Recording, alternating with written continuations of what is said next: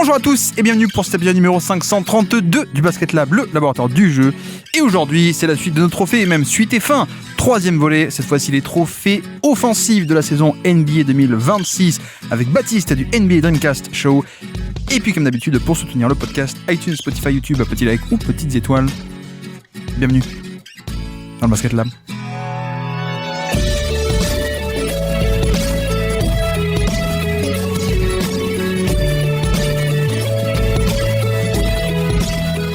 Et donc, on se retrouve aujourd'hui pour les trophées offensifs de l'année 2026. Et pour ça, on reçoit quelqu'un qui est spécialiste de l'attaque, puisqu'il a connu les grandes années du triangle, la triangle offense de Phil Jackson chez les Knicks. C'est Baptiste, comment ça va, Baptiste ? Salut Guillaume, bah écoute, ça va. Effectivement, tu as oublié de préciser que c'était l'attaque en triangle, non pas aux Bulls ni aux Lakers, mais bien, bel et bien aux Knicks. Et donc, c'était un peu moins chatoyant, on va dire ça comme ça. C'était pas la meilleure période, ça, non ? En plus, il était pas coach. C'était qui ? C'était Kurt Rambis, non, qui était coach il y en a eu beaucoup. Derek Fisher, je sais plus. Hein. Il y a eu Derek Fisher, ouais. Il y a eu Hornacek aussi, il me semble. Après, oui, vous avez eu Hornacek après son très bon passage à Phoenix. Ouais. Ouais, exactement. Il y a eu Fisdale après, mais ça, c'était un peu plus tard. Ah oui, un peu plus tard quand même. Mais Derek Fisher, ça n'a pas duré longtemps, hein, pour le coup. Non, c'était quoi, 2014, un truc comme ça, je dirais. Mais c'est après l'été, enfin c'est l'été 2014 qui signe, mais c'est ça pour 15 et peut-être 16. Mais c'est étonnant quand même parce que Derek Fisher a quand même passé, je pense 15 ans, non, en tant qu'assistant avant de prendre le poste de head coach, non ? C'est pas ça ? Ce serait quand même pas un joueur qui genre aurait arrêté sa carrière en 2013-2014. Non, c'est pas possible. Non. Bon, cela dit, je me moque, mais je crois que le même été, vous auriez dû avoir Steve Kerr aussi, qui au dernier moment a refusé les Knicks. Oui. Il est parti aux Warriors faire de belles choses, mais lui non plus, il n'avait pas été assistant coach. Mais bon, il avait quand même été GM des Suns et voilà quoi. Il jouait pas en 2013-2014 quoi. Il n'était pas sur les parquets NBA. Et est-ce que le problème de l'époque c'était de vouloir faire du jeu en triangle, ou est-ce que c'était parce que t'avais Alexis Jved, José Calderon, Samuel D'Alembert et Lou Edmondson. Est-ce que le vrai problème, c'est pas celui qui a décidé tout ça et c'est pas Phil Jackson finalement ? Ah ben non, qui a décidé de Phil Jackson ? Alors c'est au-dessus encore. Qui a décidé de Phil Jackson, exactement. Ben, c'est ça. Mais après, je pense qu'à cette période, si on essaye de remonter à la première décision de merde, je pense qu'on peut tirer un long fil. Hein. On peut tirer un très très long fil. Parce que là, notre trade clause de Melo, c'est aussi les Knicks de cette époque. Oui, mais quitte à tirer un fil, est-ce qu'on peut aller taper jusqu'aux Anglais qui ont voulu prendre le bateau et s'installer aux États-Unis carrément ou Peut-être un poil moins loin. Un peu moins loin. Moi, ce qui m'étonne toujours, c'est que là, on rigole, hein, donc les Knicks de 2015, 16 et tout, mais ce qui me fait toujours marrer, c'est que t'es fan des Knicks et t'as commencé à cette époque, littéralement. Oui, bah c'est. En fait, je saurais même pas trop t'expliquer pourquoi. C'est surtout parce que j'avais eu la chance, genre tout début de quand j'avais suivi la NBA, d'aller à New York et d'aller au Madison Square Garden. Ouais. Et donc j'étais là, waouh, c'est trop bien. Ils sont tous dans la ville, ils sont tous fous, c'est génial, etc. Mais j'avais d'ailleurs vu une défaite de 25 points qui était superbe face aux Bulls. Mais je sais pas, après c'est resté, j'aimais bien. Je pensais pas que ça durerait, parce que j'ai assez vite compris le principe de reconstruction. Je pensais pas que la reconstruction durerait 8 ans, quoi. À quel point tu as cru au mois de mars 2019 quand on disait, vous allez voir, Durant va venir et en plus on aura Zion. Zion, j'y croyais pas trop. C'était plus parce que pour moi, à cette époque-là, j'étais encore jeune et innocent, donc je pensais que c'était vraiment juste un coup de chance qu'il fallait avoir pour avoir Zion. Mais pour le coup, KD et Kyrie, j'y croyais vraiment. KD et Kyrie, pour moi, c'était fait, quoi. T'étais pas au courant que les Pelicans venaient d'être rachetés par un nouveau propriétaire et donc la tradition c'était un peu nouveau propriétaire égale first pick. Tu savais pas encore tout ça à l'époque, hein, pour le coup, mais bref. Donc Baptiste fan des Knicks, hein, Baptiste du NBA Dreamcast Show et c'est déjà pas mal. Hein. À chaque fois je fais l'erreur comme Azad de dire il y a encore 14 médias à citer, mais non en fait c'est déjà bien. Bon, à part ça, comment ça va juste avant les playoffs, comment on se sent? Comment on se sent? Bah, on se sent reposé. J'ai pris la meilleure période de l'année pour partir un petit peu. Donc, j'ai vu moins de matchs cette semaine, mais ça tombe bien, on fait pas l'hebdo. Il n'y a pas d'hebdo. C'est même pas d'hebdo, donc ça tombe plutôt pas mal. Mais écoute, moi j'ai un bon feeling sur ces playoffs parce que au final, j'ai quand même l'impression que à peu près tout le monde est en santé et je me satisfais déjà de ça. Et on avait plutôt bien pronostiqué la NCAA en plus, donc tu vois que des bonnes nouvelles. Ah oui, c'est vrai. Un podcast. Oui, oui. Qu'est-ce qu'on avait dit Michigan en finale, ça dit. On avait dit Duke Michigan. On avait dit Michigan, ouais, Michigan qui gagne et on avait Arizona et Illinois au Final Four. Oui. Enfin, Illinois, tu l'avais, moi j'avais pas. Mais bref. Donc aujourd'hui, les trophées du Basket Lab à la sauce haute attaque, pardon, cette fois-ci, puisque tu as fait la défense l'an passé. Tu as voulu changer, tu as demandé à changer pour parler un peu de... Non mais c'est vrai, c'est Azad qui t'a balancé hein, dans l'autre podcast, c'est pour ça que j'en parle. Bah, super. mais comme dira Azad aussi, il y a moins besoin de bosser pour l'attaque, donc t'as eu le plus facile cette saison, les trophées offensifs. Donc quelle est un peu l'idée L'idée c'est qu'on essaie un peu... Les trophées en soi, c'est un prétexte. On a inventé plein de catégories différentes pour pouvoir parler un peu de tout le monde en NBA et essayer un peu de, en fait, faire un tour d'horizon de la saison 2026 avec plein de petites catégories entre des joueurs de catégories spécifiques, des qualités spécifiques, etc. Donc voilà, faire un peu une photographie de 2026, oserais-je dire, Baptiste.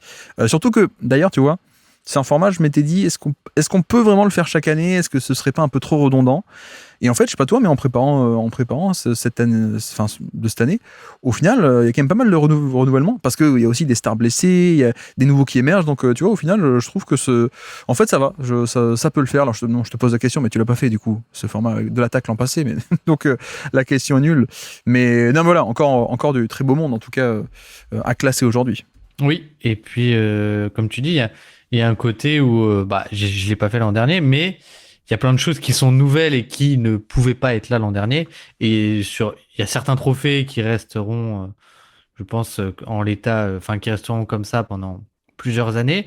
Mais au final, je pense que 80 des trophées peuvent changer d'année en année avec pas mal de renouvellement. Et puis même, il y a des trophées sur des associations de joueurs, tu vois, de backcourt, de raquettes, etc. C'est vrai. Donc forcément que ça bouge, forcément. Eh bien, commençons sans plus tarder. Alors, si tu veux bien, on commence très simplement et très généralement. Première catégorie, premier trophée, le joueur offensif de l'année. Voilà, il n'y a pas de MVP. On a fait joueur défensif et joueur offensif à présent. Quel est ton joueur offensif de l'année? Nikola Jokic, malgré tout. Nikola Jokic. Les autres candidats, c'est quoi? On peut citer évidemment du SGA. SGA et Doncic, je pense que c'était du point de vue offensif, j'avais l'impression qu'il y avait quand même un gros top 3, quoi. Bah, disons que, tu vois, moi je pense je mettrais pas un Cade dans cette conversation non plus. Pour le coup, peut-être pas. Parce que là, ça ressemble quand même beaucoup à la conversation MVP, c'est pour ça que j'y pense. Et il y a un côté sans doute, contrairement au MVP, je pense que pour le MVP, donc au global attaque plus défense, on pourrait peut-être un peu plus considérer le malus défensif de Jokic ou au moins les compromis structurels qu'il apporte. Mais là, il n'y a pas quoi. Là, il y a juste l'attaque.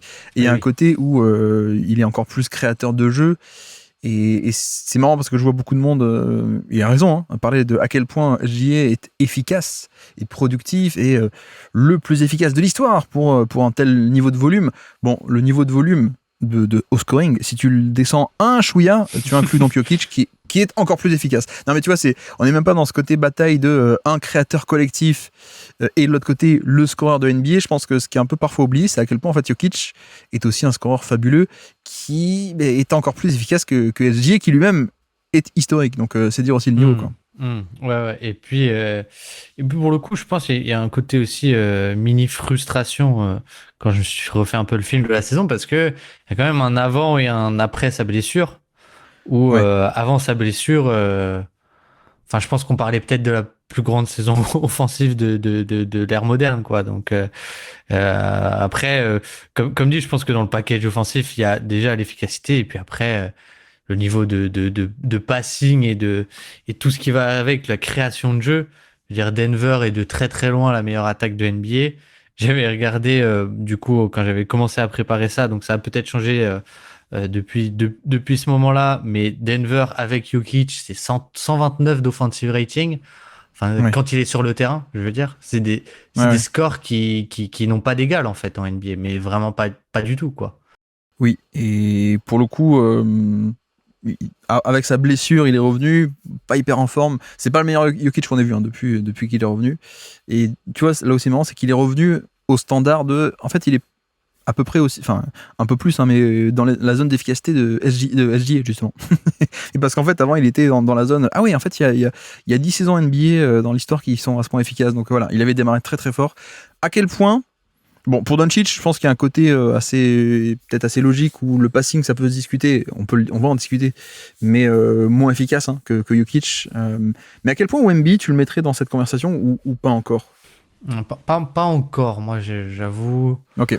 Après, ce que j'ai bien aimé, c'est un peu le repositionnement et un peu plus profiter de sa gravité, on va dire, plutôt que directement sa création de jeu, passing, etc., qui était aussi, je pense, dû au fait de l'effectif avec beaucoup de porteurs de balles. Donc, en un sens, c'est pas optimal collectivement, je pense, d'avoir Wemby qui crée tout parce que, bon, conséquence directe, aurait un moment spacing, mais je trouve que, voilà, la création encore individuelle et collective est encore, pour l'instant, un peu en dessous des trois qu'on a cités, quoi.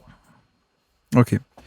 Je pense que je suis un peu plus chaud que toi alors, pour le coup. Je ne mettrai pas collé dans cette catégorie, mais j'avoue que pour moi c'est déjà un point focal offensif qui a un côté créateur de décalage en fait. Donc ok, mais très bien. Donnons-le à Jokic.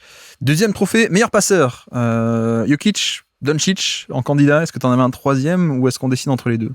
Non, pour moi, c'est assez facilement les deux meilleurs. De toute façon, moi, les deux meilleurs depuis que je suis la NBA, hein, de toute façon. Donc, j'avoue que d'instinct comme ça, j'ai pris Jokic. C'est vrai que si quelqu'un me dit que c'est Doncic, je ne tomberai pas des nues non plus. Mais j'ai l'impression que Doncic, en un sens, avait un rôle un peu plus aussi beaucoup de scoring cette saison avec beaucoup d'isolation. Je sais qu'il avait battu son record d'isolation aussi, mais voilà, j'ai pris Jokic. Si tu veux prendre Doncic, je serais pas choqué.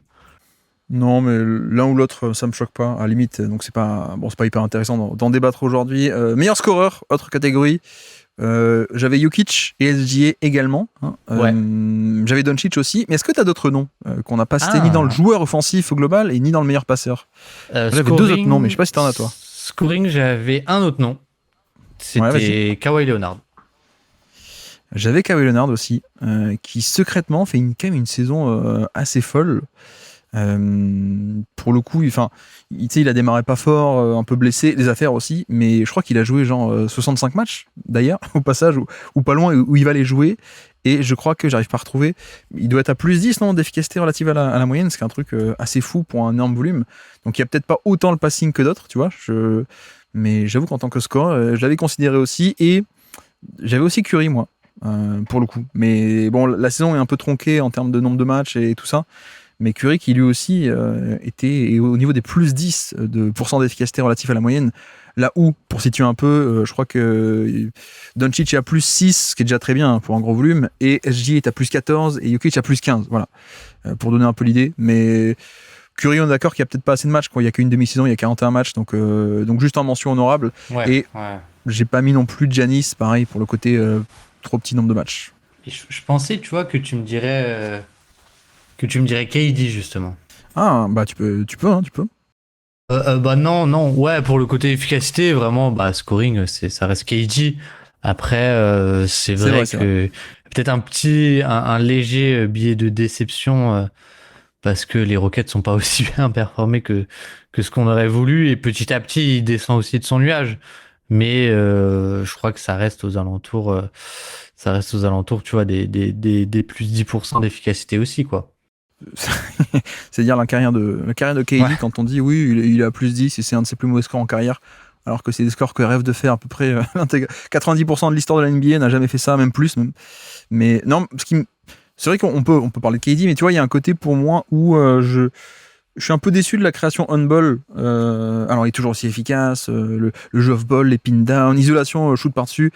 Mais je sais pas, je trouve qu'on perd un peu en drive, on perd un peu sur ce côté création pure. Il n'y a pas toujours non plus un gros volume, comme parfois j'ai l'impression que Kawhi l'a pris. Mais bon, après c'est juste pour citer les mentions. Jokic ou SGA alors à qui est-ce qu'on a le meilleur scoreur? Ou Doncic d'ailleurs. Moi, j'ai pris SG. Ok. J'ai pris SG parce qu'au final, en fait, j'ai tranché assez simplement de efficacité pareille, volume au scoring qui est un peu plus grand pour SG, avec le côté peut-être un peu plus, même si Jokic est une anomalie pour son poste, mais le fait que Shea puisse, soit vraiment le porteur de balle principal, et un côté un peu plus limite implacable dans le sens où il peut s'amener dans ses spots à peu près tout le temps, quoi, sans être, sur vraiment chaque possession. Là où Jokic, parfois, c'est un peu plus aussi post-up, etc., quoi. Et j'avoue que le fait que le pull-up à 3 points se confirme d'autant plus cette saison, ça fait déjà 2-3 ans qu'il le développe, mais cette année, c'est quand même assez épatant. Donc ouais, ok, très bien, SGA. Pour te dire, l'an passé, on avait joueur offensif de l'année Jokic, meilleur passeur Jokic, meilleur scoreur Jokic, l'an passé. Donc là, Jokic, SGA, très bien. Le meilleur attaquant, nouvelle catégorie, nouveau trophée, meilleur attaquant parmi les défenseurs d'élite. Donc on prend les défenseurs d'élite et on dit qui est le meilleur attaquant parmi ceux-là. Qui est-ce que tu as à nous proposer? Victor Wembanyama.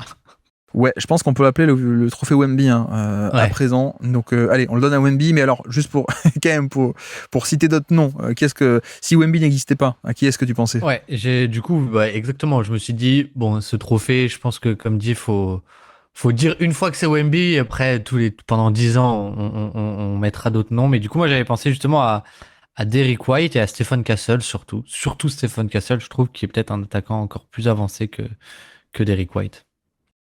Derrick White. Ce qui me dérange un peu Derrick White, c'est qu'on est un peu en panne niveau. Le shoot est pas là. Ben ouais, et que bon, je sais pas, il y a peut-être un côté narratif chez moi, mais j'ai l'impression que Tatum était pas là, il a dû prendre un chouïa plus de ballons que d'habitude et qu'il y a un peu un trou d'efficacité. Après, l'efficacité ne fait pas tout dans son profil, il y a quand même des bons trucs de création, mais c'est pas le premier nom que j'aurais cité. Pour le coup, mais je comprends un peu l'idée. En plus, il a été vraiment meneur à plein temps du coup cette année de Boston. Donc tu avais dit White et qui d'autre, pardon? Castle. J'avais surtout Castle. Et Castle, oui, surtout Stephen Castle. Parce que création, quoi. Parce que la création est quand même de top tiers, quoi. Ils sont bons les Spurs, hein. Ils doivent être bons, non? Ils doivent être à 60 victoires, non? Ouais, pas avec loin, deux mecs comme ça. Au moins en play-in. Ouais. Bon après, ils vont être forts maintenant. Ils sont pas forcément forts sur le long terme, quoi. C'est pas comme si Wemby avait 22 ans, Castle 21 et qu'il y avait Dylan Harper aussi, mais mais alors non, mais moi j'avais aussi Cade. Est-ce qu'on considère Cade comme un défenseur d'élite ou pas? Je le trouve moins élite on-ball, mais le volume off-ball est quand même plus grand que Castle niveau protection de panier, quoi, tu vois. Ouais, c'est une question de où est-ce qu'on place le curseur des défenseurs d'élite, quoi. C'est ça. Ouais. Mais oui, Cade très bon two-way, quoi. Très two-way player, assez sous-estimé, je pense. Scottie Barnes aussi, je voulais un peu le citer. Pas mal. Bon, c'est pas non plus à folie en termes de scoring, mais un peu de scoring et du passing, distribution, etc.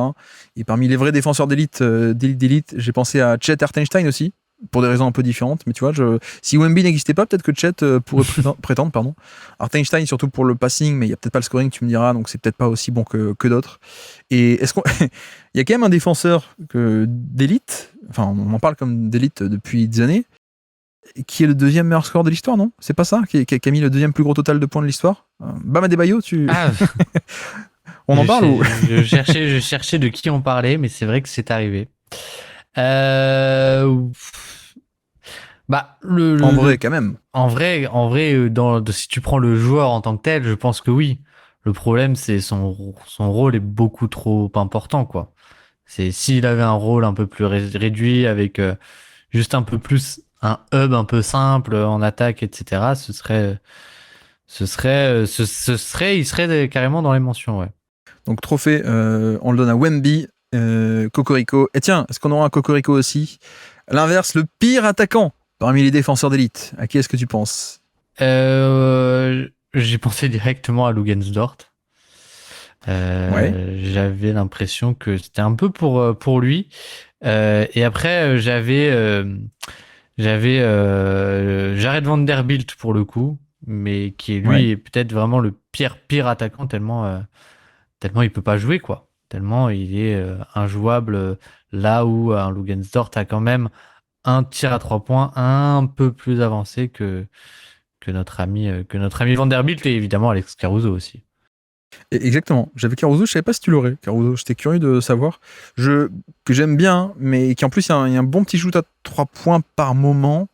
J'ai pas le pourcentage en tête là, mais je sais que parfois, tu sais, il fait des matchs de playoff, il en met 4 ou 5, tu te dis, ouais, c'est cool quand même. ça aide bien. Mais non, alors Dort, c'est vrai qu'en plus, il est sur une saison où ça rend moins que d'habitude. Hein. Depuis 2-3 ans, il mettait ses 3 points, ça rend moins. Et je crois qu'il n'y a pas grand-chose de plus au niveau attaque. Donc c'est un bon candidat. J'avais Rudy Gobert. C'était mon sous-entendu sur le Cocorico, tu vois. Les Français qui peuvent faire le meilleur et le pire attaquant parmi les défenseurs d'élite. Gobert a quand même un peu de passing de short roll et ce genre de trucs, mais quand même, parmi les défenseurs de ultra élite, c'est peut-être le plus mauvais. Ou sinon, j'avais aussi pensé à un mec comme Dyson Daniels. Oui, je l'avais aussi, mais je l'avais mis juste un poil plus bas parce qu'il a le passing quand même. Il a quand même un peu de connecting, un peu de connecting passing qui fait un peu plaisir. Et c'est vrai que après Gobert, je sais pas à quel point ça peut être un petit pansement sur cette jambe de bois, mais il y a quand même l'impact au rebond offensif avec Gobert qui peut un peu masquer tout ça. Ouais, c'est vrai. Et tu peux aussi argumenter que au final, sur un poste extérieur, être un malus offensif comme Dort est peut-être plus embêtant parce que Dort, tu peux mettre ton pivot défensif sur lui et l'abandonner, alors que si tu mets ton pivot défensif sur Gobert, c'est pas un tour de passe-passe, quoi. Il y a pas de gain tactique, quoi, au final. Mais ok, bon, on donne à Dort alors, si ça te va. Ça me va. Très bien. Très bien. En mention, tiens, j'avais aussi Mathis Thybulle au passage, pour le coup. Et Jonathan Isaac, du coup, aussi, forcément. Oui, mais bon, c'est toujours pareil, il est toujours là lui aussi. Nouvelle catégorie, attaquant le plus polyvalent, qui sait faire le plus de choses. J'ai eu du mal à pas dire Jokic, quoi. Bon, alors ok, on met Jokic. Et alors qui est-ce qu'on veut citer d'autre pour le coup? Qui est-ce que t'avais? Moi j'en avais pas mal, mais dans des styles dans des registres un peu différents. J'avais Durant au final, qui comme d'habitude peut un peu tout faire, Kevin Durant. En tout cas, c'est peut-être l'exemple le plus équilibré de post-up, isolation, catch and shoot, jeu en sortie d'écran, tout est à un niveau très très fort. Donc Durant évidemment, Mitchell aussi, Donovan Mitchell pardon, qui est sans doute un très bon équilibre on-off ball aussi, je pense plus qu'on ne le pense pour le coup. Et puis je me posais la question de Wemby, tu vois, Wemby mine de rien. C'est vrai. Ce qui manque un peu, c'est que techniquement, c'est un grand qui shoot, mais il n'y a pas de spacing. Tu vois, il est jamais off-ball en train de faire du catch and shoot. En tout cas, il le fait rarement. Mais tu vois, avec la balle, il peut être utilisé quand même très très différemment, quoi. Et pas que avec la balle, même en sortie d'écran, plein de trucs. Ça peut, c'est très utile d'ailleurs pour cibler pas mal de pivots, le faire un peu courir derrière les écrans. Victor Wembanyama, ouais. Et sinon, Brunson aussi, moi j'avais, tu vois, sur le côté un peu off-ball, créer aussi pick and roll, isolation, post-up entre guillemets de petit aussi, Jalen Brunson, c'est vrai. Que j'aimais bien. Mais et un dernier que j'avais aussi, Austin Reeves, qui était plus sur le côté on et off-ball, quoi. On et off-ball. C'est vrai. Austin Reeves, attaquant d'élite, mais au contraire le plus monotache, qui est le moins polyvalent du coup. Du coup, j'ai pas mal pensé à Kawhi, j'avoue. Oui, je l'avais aussi, ouais. Parce que pour le coup, c'est un peu isolation. Donnez-moi mes mismatchs et puis c'est un peu tout, quoi. Il y a pas vraiment de jeu en sortie d'écran, tu vois, comparé à KD.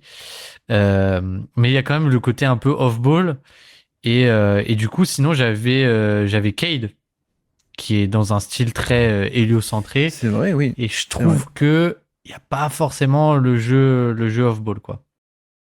Ni d'ailleurs tu vois par exemple un Doncic, il a le post-up par exemple, qui est d'ailleurs très sous-utilisé malheureusement. Mais Cade a pas trop ce côté, en tout cas pas au même niveau de post-up qui sera un espèce de plan B au plan A que serait le pick and roll. Et ouais, non mais c'est vrai, Cade à citer. J'avais aussi, est-ce que Maxey ça rentre là-dedans ou pas? Ou tu as envie de me dire non, il a drive et pull-up, donc ça rentre pas. Je veux bien l'entendre. Mais j'avais Jalen Brown, est-ce qu'on peut le mettre là ou pas, Jalen Brown? Oui, c'est pas mal quand même. Complètement, oui. Ouais. Je sais pas pourquoi j'y ai pas pensé d'ailleurs. Un peu monotache aussi, Harden, qui techniquement peut faire plus mais ne le fait pas. Tu vois, c'est quand même beaucoup pick and roll et soit switch, soit drive, main gauche d'ailleurs. Donc, tu vois, cet aspect, j'aime bien ça, le côté, en tout cas dans le registre monotache, le fait que quand il faut le lancer sur des zoom action, c'est forcément main gauche, tu vois, ça rajoute un peu au côté monotache. Et Zion aussi, j'avais aussi Zion, j'avoue. Zion, c'est très très bien ça. Zion, c'est vraiment j'ai un peu lâché du coup les Pélicans, mais c'est vraiment. T'as pas regardé les matchs des Pelicans de 65 à 82? Ouais, je sais pas pourquoi, hein, franchement. Mais j'avais l'impression que c'était encore plus, encore moins, comment dire, encore plus Zion centré et encore moins recherché de le mettre un peu en poseur d'écran, etc., quoi. Qu'est-ce qu'on fait alors? On donne un Jalen Brown pour le récompenser de sa saison? Ouais, Jalen Brown, comme ça il pourra 2026. avoir un trophée quand même, c'est pas mal. Ça fera plaisir à Azad. Tiens, d'ailleurs, j'ai pas dit les anciens vainqueurs. L'an dernier, le plus monotache, c'était DeRozan, tu vois. Le plus polyvalent, Tatum. C'est vrai que Tatum est très polyvalent, mais comme il était pas là cette année, pas trop là, on lui a pas donné. Le pire attaquant parmi les défenseurs d'élite, on avait donné à Isaac, tu vois, justement, Jonathan Isaac. Et le meilleur attaquant parmi les défenseurs d'élite, et je crois qu'on avait dit, c'est la dernière fois avant que Wemby arrive, c'était Giannis, mais qui non plus n'est pas là cette année. Mais peut-être qu'il pourra avoir un trophée ou deux sur les 10 ans prochains. Giannis, peut-être au Knicks d'ailleurs, t'as vu qu'il veut aller au Knicks. Oui. Mais bref, meilleure raquette offensive de NBA, à qui tu penses? Alors, du coup, je savais plus, je savais pas s'il fallait considérer toute la raquette ou juste un duo. Ah oui, est-ce qu'on prend poste 4, poste 5 ou est-ce qu'on prend la rotation intérieure, tu veux dire? Voilà, c'est ça. Parce que dans ce cas-là, offensivement, il y a un duo que j'aime pas mal, tu vois, c'est Julius Randle et Naz Reid. Oui. Mais qui techniquement est pas la raquette des Timberwolves, quoi. Je vois ce que tu veux dire, ok. Je pense qu'on peut choisir entre que les deux titulaires ou les 3-4 de la rotation. Mais tu vois, si tu me dis les Wolves, moi je pense quand même aussi à Gobert qui doit être là-dedans. Tu vois, soit on prend que les deux titus, soit on prend titu plus remplaçant. Mais j'y pensais aux Wolves, en effet, cette raquette-là est pas mal, mais je me voyais mal mettre les Wolves, vu qu'il y a Gobert, quoi, quand même, qui est le plus important des trois. Non, moi j'avais pensé justement un peu à OKC, tu vois, Hartenstein et Chet. Et même Jalen, même Jalen Williams. Hein. Et même Jalen, oui, t'as raison, si on prend en plus le banc, effectivement. Mais qui, tu vois, Chet avec la finition verticale et 3 points, et Hartenstein avec son passing et sa capacité à être loin du panier. J'avais pensé aux Knicks aussi, évidemment. Katoji, c'est pas mal. Katoji, c'est pas mal. Avec l'option un peu double big aussi, qui est cool par moment, quoi. Denver, évidemment. Il y a quand même un des deux qui fait beaucoup le travail, mais mine de rien, Denver, ça peut s'entendre aussi. Après, j'avais les Pelicans aussi. Est-ce que. Mais après, je sais que Derek Queen a été benché assez. On l'a pas eu tant que ça, la raquette Queen Zion, au final, tu vois. Ouais, ça reste deux joueurs qui, au final, sont très proches ou en tout cas ont les mêmes problèmes et les mêmes besoins. C'est-à-dire que s'ils n'ont pas la balle, c'est vite la catastrophe. Mais moi évidemment j'avais Denver, mais j'avais pas trop envie de le donner à Denver pour le coup. Et j'avais aussi, au final, c'est un peu un style différent, mais les Spurs. Oui. Avec Wemby et soit Harrison Barnes, soit Champagny, mais qu'au final t'apportes un spacing de dingue, quoi, et toutes les utilisations de Wemby. Effectivement, j'avais pensé aussi. À qui on le donne alors, pour le coup? Qui est-ce que ça te ferait plaisir? Ok, ici, il y en a 3, c'est les seuls où on a dit qu'il y avait 3 mecs. Peut-être on peut leur donner à eux, pour le coup. Ouais, allez. Non. Ouais, si, en plus, c'est comment dire? C'est polyvalent. T'as plein d'utilisations différentes. Meilleur backcourt offensif cette fois-ci. Donc là encore, soit on prend les deux titulaires, soit on prend en compte aussi les 1 ou 2 backups en plus. J'en avais 3. J'en avais 3 en concurrence. Au final, j'ai une grosse préférence pour les Lakers. Luka Doncic et Austin Reeves. Évidemment. Ouais. Et après, sinon, j'avais du coup Mitchell Harden. Sam Merrill, toute la compagnie. Même juste Mitchell Harden, pour le coup, c'est pas mal, les deux. Oui. Et après, j'aime pas mal le trio LaMelo Ball, Con Knuckle et Kobe White. mais un peu en dessous, quoi. C'était plus pour les Je mentionner. les avais qu'autre oubliés, chose. mais effectivement. Alors, c'est pas au même niveau, mais c'est quand même assez offensif. Je te rejoins. Non, j'avais aussi les Spurs, moi, en mention. Parce que Ah, Castle Fox, ne serait-ce que les deux titulaires, c'est pas mal, hein, quand même. Et si tu rajoutes Harper, c'est ouais. intéressant aussi. Mais je pense que le vainqueur, c'est soit Cleveland, soit les Lakers. Je pense quand même que les Lakers, si on dit Doncic Reeves, me semble quand même Intouchable. pas mal. Ouais, je Ouais, suis d'accord. Je suis d'accord. je pense aussi. Très bien. Tiens, d'ailleurs, au passage, un peu sous-côté, mais Détroit, en vrai, les Pistons. T'as Ah, Cade, qui est un moteur d'attaque, et t'as Duncan Robinson, c'est pas mal. Ah oui. Ah, juste le bac court, c'est génial. C'est fantastique. Voilà, faut pas prendre les remplaçants, hein, par contre, faut juste les deux. Tiens, d'ailleurs, le pire backcourt offensif, mais chez les bonnes équipes, parce qu'on va pas les citer du Brooklyn ou du Washington, on s'en fiche un peu. Mais parmi les bonnes équipes, qui est pourtant le pire backcourt offensif? Waouh. J'ai un bon trio, voire quatuor gagnant. Mais du coup, j'avais les Pélicans, post-Trae Young, avec Dyson Daniels et Nickel Alexander Walker. J'avais les Raptors avec. Attends, les Hawks, tu veux dire? J'ai dit quoi? T'as dit les Pelicans. Ah J'ai- oui, oula. Pardon. Les Hawks, Donc les Hawks de Dyson Daniels et Nickel Alexander Walker, ok? ouais, ça me paraît un peu faiblard quand même.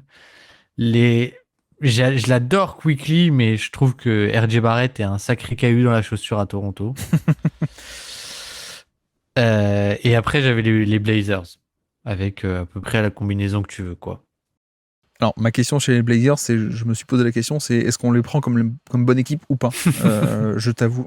Mais c'est vrai que si on les prend, c'est quand même. Il n'y a pas grand-chose de qualité dans le backcourt, offensif en tout cas. Euh, alors, tu vas me dire, je suis peut-être été sévère. J'ai pensé à Boston, justement. Est-ce que j'exagère ou pas? Bah, t'as considéré quel bac, c'était quoi le bac court alors? C'était Ah Derek non, je crois que je me. Ouais, White non. et. Bah, j'avais Derrick White qui est pas efficace, etc. Et non, j'avais oublié que non. Bah, du coup, si c'est Peyton Pritchard a quand même été titulaire une partie de l'année, donc c'est lui qu'il faut mettre dans le backcourt quand même. Donc non, Ouais, ça marche pas. Non, mais j'avais pensé un peu, tu vois, à tous Hugo les Jordan Gonzalez. Wall, tous les mecs comme ça qui étaient Ouais. ouais. Hmm. Mais bon, du coup, Boston, ça marche pas. Bah, du coup, on peut enlever Portland parce qu'on va dire que c'est pas une super équipe. Mais Ouais. Atlanta et Toronto, j'avais un peu. Mais alors attends, ça veut dire que t'es pas convaincu par Nickel? Bah, pas à ce point-là, on va dire. On va dire ça comme ça. Moi, je l'aime bien, mais c'est vrai que quand on y réfléchit, en fait, c'est quand même rare de trouver des très très mauvais backcourts parmi les bonnes équipes Oui. au niveau de l'attaque. Donc ça, je peux l'entendre. Je voulais quand même un peu citer, mais là encore, est-ce qu'on les prend dans les bonnes équipes ou pas? Miami, tu vois, surtout quand Hero est quand même pas mal absent. Tu vois, ils mettent du Davion Mitchell et du Pelle Larsson, c'est top pour la défense, mais pour l'attaque, c'est quand même un peu moins intéressant, je dirais. Et je m'étais aussi posé la question, la question, la plus articulée, pour les Rockets qui, Oui, bon, moi maintenant, il y a aussi. Rich Shepard, Mais avant, qu'est-ce que c'était? C'était quoi? C'était genre Amen Thompson et Josh Okogie, quoi? c'est ça. Pour une partie de l'année, ça a été ça. Oui, Donc bon, j'y ai pensé aussi, mais sans savoir trop qu'est-ce que c'était finalement leur parcours. ouais, je peux comprendre. Je peux comprendre. Bon, on peut le donner à Atlanta alors, si tu veux. Même si je trouve ça sévère hein, pour Nickel, mais ok. Pire raquette offensive cette fois-ci, non pas le back court, mais la pire raquette offensive, là encore, chez les bonnes équipes.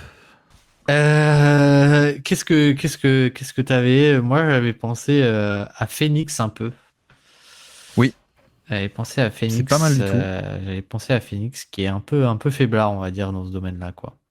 Oui, même si j'aime bien hein, le passing de Ogodaro, André Belendov, mais tout de même, j'avais Phoenix. J'avais les Hornets, mais est-ce que tu vas me taper dessus si je cite les Hornets, Ah au non, moins dans les mentions? ah non, non, non, tu peux y aller. Euh, Parce que parce que Moussa bon. Diabaté, en attaque, on fait avec, comment dire, on contourne un peu l'obstacle de son non-spacing, mais tout de même. Et Bridges est quand même assez irrégulier. Alors il est intéressant pour punir des switches, des plus petits, Oui, etc. Mais c'est quand mais même pas la folie. et c'est tout. C'est Surtout à que le peu shoot près tout. rentre pas, quoi. Bah, Ouais. c'est ça. C'est que t'as quand même un manque de spacing assez grand. Et puis même derrière, tu vois, si t'avais une option genre un peu pick and pop, un peu plus offensive dans la rotation, j'aurais pu comprendre, mais enfin je les aurais remontés quoi. Je les aurais remontés, mais là tu l'as pas vraiment quoi. T'as plus une option défensive avec Kyle Brenner. J'avais aussi en mention au moins les Lakers, mais je sais pas qui est-ce qu'on prend en poste 4, tu vois. Mais parce que en vrai, dans Drayton et Rui Hachimura. Jackson Hayes et Rui Hachimura qui en plus a perdu sa place. Après, tu me diras, si on prend en compte LeBron James comme poste 4, ça sauve un peu quand même, mine de rien. Moi, je me suis dit, c'est quoi leurs 5 majeurs? C'est Ouais. Reeves, Doncic, Marcus Smart et LeBron, quoi. C'est un peu ça. Et de l'autre côté, un peu pareil, Boston. Boston, les Masquita, j'aime bien, mais oui, bon, c'est catch and finish, tu vois. Et en poste 4, c'était pas très défini, quoi. Donc c'était un peu le défenseur du moment, quoi. Au début de saison, ça a été Josh Mino. Ensuite, ça a été un peu... on a inséré un peu Jordan Walsh, qui est pas poste 4, mais tu vois un peu ce que je veux dire. Enfin, on a un peu tourné. Donc là, Tatum est revenu. C'est pas mal. Tu vois, c'est pas la folie non plus en attaque. Hein, Il y a même eu un match contre les Knicks où ils ont commencé avec Luka Garza et Nemaskita, si je dis pas de bêtises. C'est ça. Bon, si on étend au-delà des deux titulaires à toute la raquette globale, Boston n'est pas une grosse profondeur, hein, pour le coup. Mais ça ok, ça me va bien, Boston. Boston, tu veux taper sur Azad? Ok, très bien. Boston. Meilleur supporting cast offensif. C'est-à-dire, on enlève les stars, on enlève les deux superstars de l'équipe, et qui a pour toi la meilleure densité supporting cast en attaque entre les postes, hiérarchie numéro 3 à numéro 8 ou 9. Alors, qu'est-ce que je me suis noté là? Je me suis noté Cleveland. Ouais, j'avais aussi Cleveland. Effectivement. J'avais aussi Denver et Toronto, je t'avoue. Toronto? Ah ouais? En attaque? Toronto, c'est pour l'aspect seconde unit, qui est assez fun, tu sais, Mamou, Jamal Shed en transition, Gradadic quand il met ses tirs, tu vois, ou des mecs comme ça. Mais après, c'est vrai que le problème, c'est si on enlève Scotty Barnes et Ingram, on prend RJ Barrett dans le supporting cast, donc c'est quand même pas la folie, j'avoue. Mais voilà, je voulais quand même faire une mention un peu peut-être au banc, qui offensivement est très sympathique. Même Murray Boyles, qui peut être aussi sympa en attaque. Mais non, sinon c'était Cleveland ou Denver pour moi. Cleveland et Denver, les deux ont des profondeurs assez folles, quoi, tu vois. Les Cavs, on connaît. Bon, déjà, Evan Mobley et Jarrett Allen, c'est quand même, ça se débrouille un peu en attaque, plus tout ce qui est Sam Merrill, Jalen Tyson, ou même Keon Ellis, qui shoot. Max Strus, Keon Ellis, Dennis Schroeder, c'est quand même cool, quoi. C'est pas mal. Et Denver, l'autre côté, t'as l'impression qu'ils ont que des mecs qui peuvent péter pour 30 points en playoff, quoi. Entre Tim Hardaway Jr., Peyton Watson, éventuellement Jonas Transer, je sais pas. Mais non, mais tu vois, j'oublie des noms évidemment maintenant que j'essaie de faire ça de tête, mais la profondeur est quand même assez intéressante aussi à Denver, je trouve. Ouais, je suis. Cam Johnson, évidemment. Cam Johnson qui fait partie du supporting cast. Aaron Gordon, tu l'as dit? Oui. Je l'ai pas dit, mais on peut le citer aussi. Mais ouais. Donc donc Cleveland ou Denver alors, lequel on récompense? Moi j'avais ma préférence pour Cleveland, mais. Allez. Très bien. Oui, allez. Le meilleur 6e homme offensif, et je me rends compte que je n'ai pas fait celui-ci, donc je vais me reposer sur toi. Alors, je te propose 3 noms et c'est toi qui tranches. Allez. Richie Shepard, du coup. Peyton Pritchard, que j'avais un peu entre deux. Et Kobe White, que j'aime beaucoup aux Hornets. Kobe White, le problème de Pritchard, c'est qu'il a quand même été beaucoup titulaire cette saison. Mm-hmm. Donc je sais pas à quel point ça passe, quoi, tu vois. Ouais. Sur le côté 6e homme. Combien de matchs il a démarré? Une bonne cinquantaine, il me semble. De tête, je pense à AJ Mitchell, quand même. Qui était presque un créateur majeur au OKC quand il était là. Donc c'est pas mal. Bah tiens, d'ailleurs, on peut aussi penser à Dylan Harper, du coup. Même si c'est pas trop efficace, mais. Quoique c'est pas hyper inefficace, il me semble avoir regardé dernièrement, là. Il est quasiment à la moyenne, hein. Il est quasiment à la moyenne. Ouais. Tim Hardaway Jr. d'ailleurs, que j'aime beaucoup, qui fait une bonne saison pour le coup. Est-ce que ça mérite d'être carrément 6e homme offensif de l'année? Je ne sais pas. Mais ouais, AJ Mitchell, c'est pas mal quand même. Hein, AJ Mitchell, j'avais carrément oublié, mais oui. Je pense que c'était même sur la saison le deuxième meilleur créateur d'OKC, hein, franchement. Est-ce qu'à Miami, on n'oublie pas un mec parce qu'il y a Jacques qui sort du banc, qui est intéressant, mais je crois que l'efficacité a totalement plongé comparé au début d'année. Ouais, non, ça me parle un peu moins, là, franchement. Ouais, je suis d'accord. Qu'est-ce que j'ai pu oublier, peut-être, éventuellement? Un petit Sam Merrill, d'ailleurs, qui sort du banc, ça peut être cool. New York, à qui à New York? On préfère pas savoir. Il y a Landry Shamet qui fait 2-3 bons trucs. Non, c'est McBride. C'est McBride, mais qui est blessé, ouais, qui est blessé et qui est pas non plus le créateur de folie, quoi. Et Rich Shepard, je sais pas si c'est peut-être Udoka qui m'a biaisé la vision de Rich Shepard. En vrai, elle vaut quoi sa saison? Au-delà de... Je sais pas. Il devrait jouer plus et il joue pas beaucoup. En soi, moi je trouve, sur le côté offensif, il y a un truc qui m'a surpris, on va dire, positivement. C'est son passing. Je pensais pas que son passing se retranscrirait autant en NBA. À cause de la taille, tu veux dire? Ouais, à cause de la taille. Et même, il avait enfin, je toujours trouvé qu'il avait un manque de force. Là, je trouve que c'est pas ça, elles arrivent avec beaucoup de vélocité, beaucoup de précision, etc. Mais c'est vrai que, en fait, moi, ce que je trouve un peu frustrant avec sa saison, c'est que c'est vraiment, on le fait jouer pour jouer du pick and roll et prendre des pull-ups, quoi. Et dans la théorie, je me dis, il y aurait tellement d'autres choses à faire avec lui, quoi. Mais bon, moi, je trouve quand même que pour une première saison où il joue vraiment en NBA, t'as quand même un apport de spacing et de création qui est quand même dans les critères de joker offensif un peu qui est quand même très cool, quoi. J'étais en train de m'imaginer ça en slogan des Rockets. Tu sais, le PSG, à un moment donné, ils avaient rêvons plus grand. J'imagine les Rockets, tu rentres dans la salle ou dans le centre d'entraînement et il y a marqué Houston Rockets, on pourrait faire beaucoup mieux. Non, c'est quoi que t'as dit exactement? Je sais plus exactement. On pourrait faire mieux, on pourrait faire plus, mais...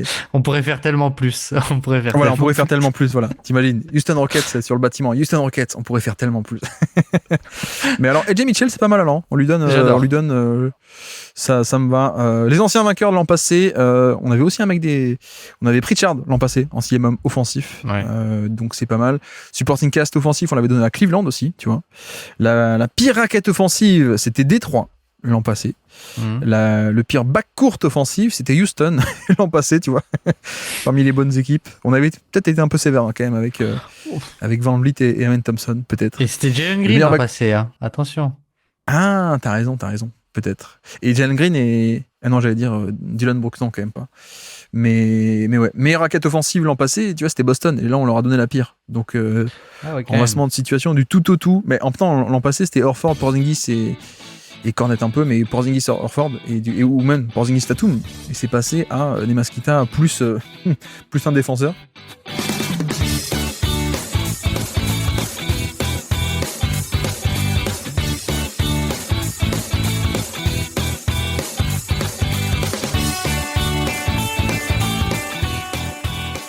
Nouveau trophée, nouvelle salve de trophées, Baptiste. Le meilleur joueur d'isolation. Qui est-ce que tu as dans cette liste? Du coup, j'en ai deux qui s'appellent Shai Gilgeous-Alexander et Luka Doncic. Ouais. Ah, intéressant. T'as Doncic plutôt que Jokic. Oui. Après, c'est vrai que Jokic reste la machine à post-up, mais du coup, on peut peut-être en avoir trois. Mais c'est vrai que Luka Doncic fait une saison d'isolation qui est de loin sa meilleure en carrière. Et il a été un peu, on va dire, en réussite sur du shot-making, etc. Mais pour dire des chiffres, du coup, c'était 1,16 au moment où j'avais regardé pour Shai Gilgeous-Alexander et Luka Doncic. Donc, ce qui est pas mal, puisque ça reste à 5 points près le score de James Harden en 2018. Il y a 10 ans, dans une époque où le contexte de jeu était beaucoup plus fermé, hein, on rappelle. Mais ok, donc, et Doncic meilleur que 1,16 alors? Ouais, je crois que les deux, ils avaient le même score. Les deux, ils avaient un 16. Ah d'accord, ok. Donc, ok. Voilà. Très bien. J'avais aussi en mention Kawhi Leonard, oui. évidemment. James Harden encore, l'éternel. Alors, je connais pas ses chiffres. J'ai pas vérifié ses chiffres, mais qui est encore toujours intéressant sur l'isolation. Edwards et Brunson. Voilà, c'est un peu mes candidats principaux, mais ok. Donc on a Doncic pour cette saison 2026. L'an passé, d'ailleurs, on l'avait donné à Jokic, au passage. Le meilleur joueur de pick and roll. Qui est-ce que tu as en meilleur joueur de pick and roll? Moi, c'est là où je l'aurais donné à Doncic, tu vois. Ouais, là, pour moi, il peut pas y avoir de débat, là. Là, c'est Doncic, hein. Et en mention, j'avais Brunson qui est assez sous-coté aussi, je trouve. Enfin, sous-coté, quoique, je sais pas. Mais qui est très très bon. Mais tu vois, Brunson, tu lui mets 20 cm de plus, c'est Doncic, hein, grosso modo. Mais ouais. Et je t'avoue que j'aime bien Booker, moi. J'aime beaucoup Booker aussi sur pick and roll. Ok. Je pensais pas que tu irais jusque là, mais ouais. Je parle pas, alors je peux aller voir les chiffres, hein, c'est pas du tout du. Mais j'aime bien parce qu'il y a un côté où il y a aussi son passing qui vient complémenter, donc il y a un certain équilibre. Le pull-up aussi, le drive un peu meilleur que ce que les gens pensent pour le coup, ça. Donc Oui. c'est un joueur assez complet, je trouve, en pick and roll. Je préfère un peu en pick and roll qu'en isolation où le pick and roll lui donne déjà un petit décalage de base, quoi. Ouais. Et Cade aussi. Cade qui est peut-être un peu le cran en dessous, mais tu vois, qui est, pour le coup, comme dit, dans le côté un peu monotache, c'est que du pick and roll, mais il est quand même très très bon là-dedans, quoi. Toujours un peu frustré, moi, de à quel point il est pas scoreur à haut Ouais. volume sur pick and roll, tu vois, de mon côté, mais très bien. Bon, Doncic alors, le meilleur scoreur de off-screen en sortie d'écran. Bon, ce ne sera pas Curry Et oui. qui a pas fait assez de matchs. Ce ne sera pas non plus Desmond Bain. Alors peut-être quoi que tu me diras qu'il a eu l'an passé. Mais alors à qui tu penses? Mais est-ce que on serait pas face C'est maintenant Baptiste. c'est maintenant qu'il faut y aller au début de l'hégémonie Con Knuckle finalement. Ouais, Con est dans les noms que j'avais aussi éventuellement. J'avais pensé, bon, Kennard c'est quand même un volume Ouais. plus petit, etc. Mais on peut quand même un peu le citer.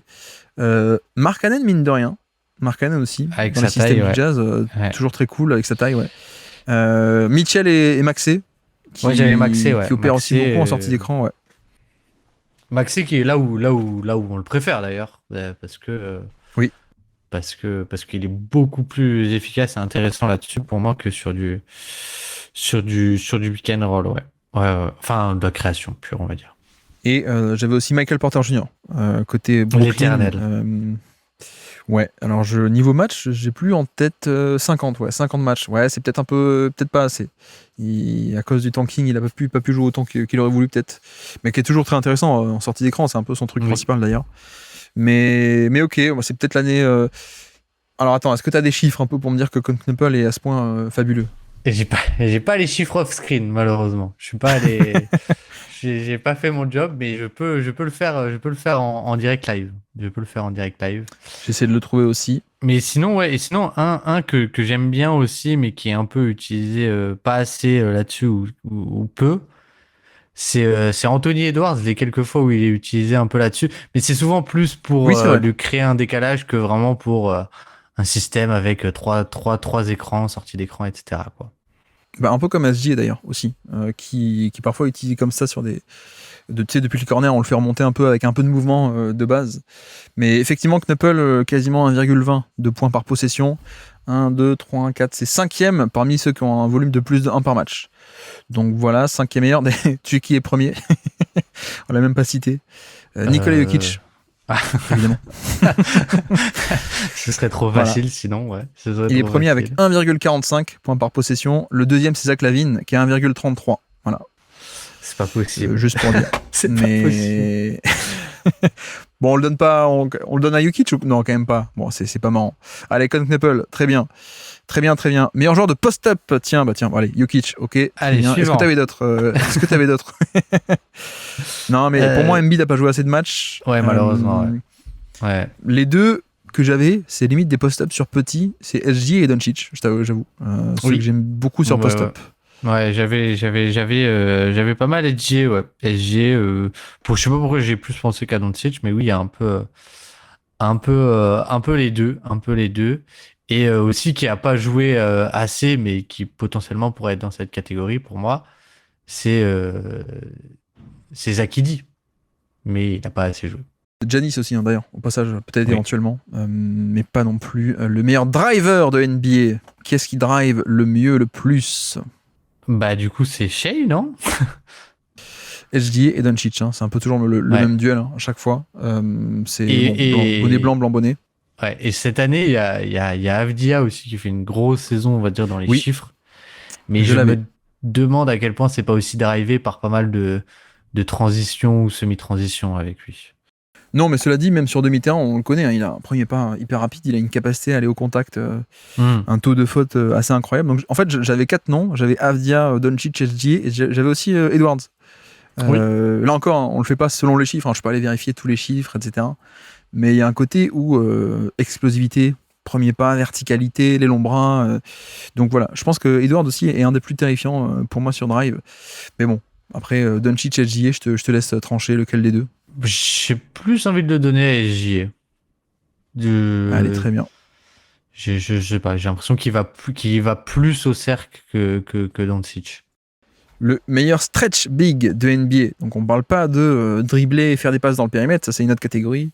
Vraiment le meilleur stretch big. Qui est-ce qui fait des pick and pop et qui est-ce qui fait des 3 points parmi les intérieurs en NBA en 2026? Bah, instinctivement, j'aurais eu envie de le donner à Charles-Antoine Ville, Karl Anthony Towns. Mais en fait, j'ai l'impression qu'il n'a pas du tout été utilisé comme ça cette année, quoi. Et non, ça m'embête. C'est toujours d'ailleurs la grosse frustration de sa carrière, c'est que c'est un des meilleurs shooters de NBA, mais qui a un volume, tu te dis, mais pourquoi il est que à 5 par match depuis 10 ans, quoi. C'est le truc le plus bizarre au monde, quoi. Ouais. Et du coup, bah, au final, j'avais évidemment Jokic, toujours là. D'accord. Et Wemby aussi. Wemby que j'aime bien parce que Wemby a aussi ce côté un peu drive après le pop aussi potentiellement, mais qui est peut-être pas l'exercice tout à fait, quoi. Mais moi j'avais noté pas Wemby, justement, tu vois. Moi je trouve que on fait un peu le raccourci, c'est un grand qui shoot et il y fait pas autant qu'avant, mais tu vois, c'est quand même beaucoup de pull-up pour moi ou de dans le périmètre évidemment, il est génial. Mais il n'y a pas tant que ça de séquences, tu sais, où il est juste off-ball, il est sur l'aile, dans le corner, il attend en catch and shoot, mais aussi parce qu'il vaut mieux l'utiliser quand il est sur le terrain. Mais en vrai, c'est un peu mon truc depuis 3 ans, depuis qu'il est en NBA, de dire, mais en fait, c'est pas tant que ça un mec qui est un spacer, là. Il le fait un peu, hein, évidemment. Mais je trouve que c'est pas tant que ça, quoi. Tu vois, c'est pas du tout des mêmes volumes que Brook Lopez, ou tu vois, des mecs comme ça, j'ai l'impression. Mais ouais, j'avais aussi, Jokic, hein, évidemment, en tant que stretch big, là-dessus, je pense pas mal. J'avais Chet et Jalen aussi, d'ailleurs, côté OKC, en plus de Kat, qui sont quand même sympathiques. D'ailleurs, depuis que Chet, il s'était blessé à la hanche, ça va quand même mieux pour pousser sur les shoots maintenant que la hanche est réparée, contrairement à l'an passé, mais bref, très bien. Qu'est-ce qu'on avait dit d'ailleurs l'an passé? Au passage, je vais le regarder. Le meilleur stretch big, on l'avait donné à 4 l'an passé, tu vois. Mais là, c'est vrai que le volume est encore descendu de 5 à 4 par match au niveau des 3 points pour 4. Mais tu vois, je comprends pas pourquoi Curry il peut aller gratter les 10 par match, c'est des 3 points, et pourquoi 4 il peut pas être à 8 ou 9 ou 10, quoi. Mais bon. À l'inverse, on a fait le grand qui est loin. Désormais, c'est le meilleur petit qui est proche. Qui est pour toi le meilleur petit dans le dunker spot, le meilleur extérieur qui peut rôder autour du panier? Est-ce qu'ils sont considérés comme petits, les frères Thompson? Oui, je les avais aussi. Osar et Amen, tout à fait. Qui est pour moi surtout... sont les deux meilleurs. Sont les deux meilleurs, et peut-être parce que j'ai plus vu Amen aussi, mais ont un côté vraiment... juste, c'est des athlètes tellement 10 sur 10, et côté verticalité, que ce soit lancé sur une coupe ou alors dans le dunker spot, de juste... il décolle à partir de rien, quoi, sans avoir aucune course d'élan. C'est assez bluffant et c'est assez imbattable, j'ai l'impression, en un sens. Pour moi, j'avais Derrick White, dunker spot. Derrick White et Jrue Holiday. Alors, Jrue maintenant il est plus à Boston, mais White et Jrue Holiday. Et de l'autre côté, à OKC, tu sais, c'est Caruso, c'est Wallace aussi. Boston et OKC, c'est deux équipes qui mettent beaucoup des petits dunker spots, parce que quand t'es un petit proche du panier, ça veut dire que le défenseur du panier, de facto c'est un petit, hein, c'est le mec qui te défend. Donc c'est l'intérêt de cette tactique. Mais tu vois, j'ai toujours beaucoup aimé Jrue Holiday et Derrick White pour leur passing, parce que quand ça vient aider et que ça donne la passe à Derrick White, il ressort, tu vois, bonne lecture, etc. Mais ce qui est marrant, c'est que dans cette catégorie des meilleurs petits dans le dunker spot, les frères Thompson, c'est les seuls où je les prends, mais pour scorer, en fait. Tu vois, tu vois là où Derrick White, toujours l'idée, ou MK Snowlass, ou des... En fait, pour moi, c'est ok, tu te mets là pour faire l'extra passe, ou pour faire un layup, ok, mais Osar Thompson, Amen Thompson, c'est quasiment les deux seuls de NBA, quasiment, qui pour moi se comportent comme des vrais intérieurs dans cette zone, quoi. Et l'autre que j'avais, c'est Derrick Jones aussi, qui parfois te fait des cuts au dunker spot assez fou avec sa longueur, etc. Mais ok. Osar Thompson, j'ai envie de lui donner cette année, j'avoue. Ouais. Et j'en ai deux, enfin, Vas-y. un et demi autre. C'est ceux de Miami, que j'aime bien, mais qui ont un peu moins de volume. Jaquez. Mais notamment Jaquez qui a un jump un peu surprenant, mais qui a un peu, tu vois, un côté aussi avec le passing qui est pas mal dans cet aspect-là. D'ailleurs, Jaquez, je crois que sa sœur a été championne à UCLA, non? Il me semble, universitaire. C'est vrai UCLA vient de gagner. Je crois que c'est ça, ouais, tout à fait.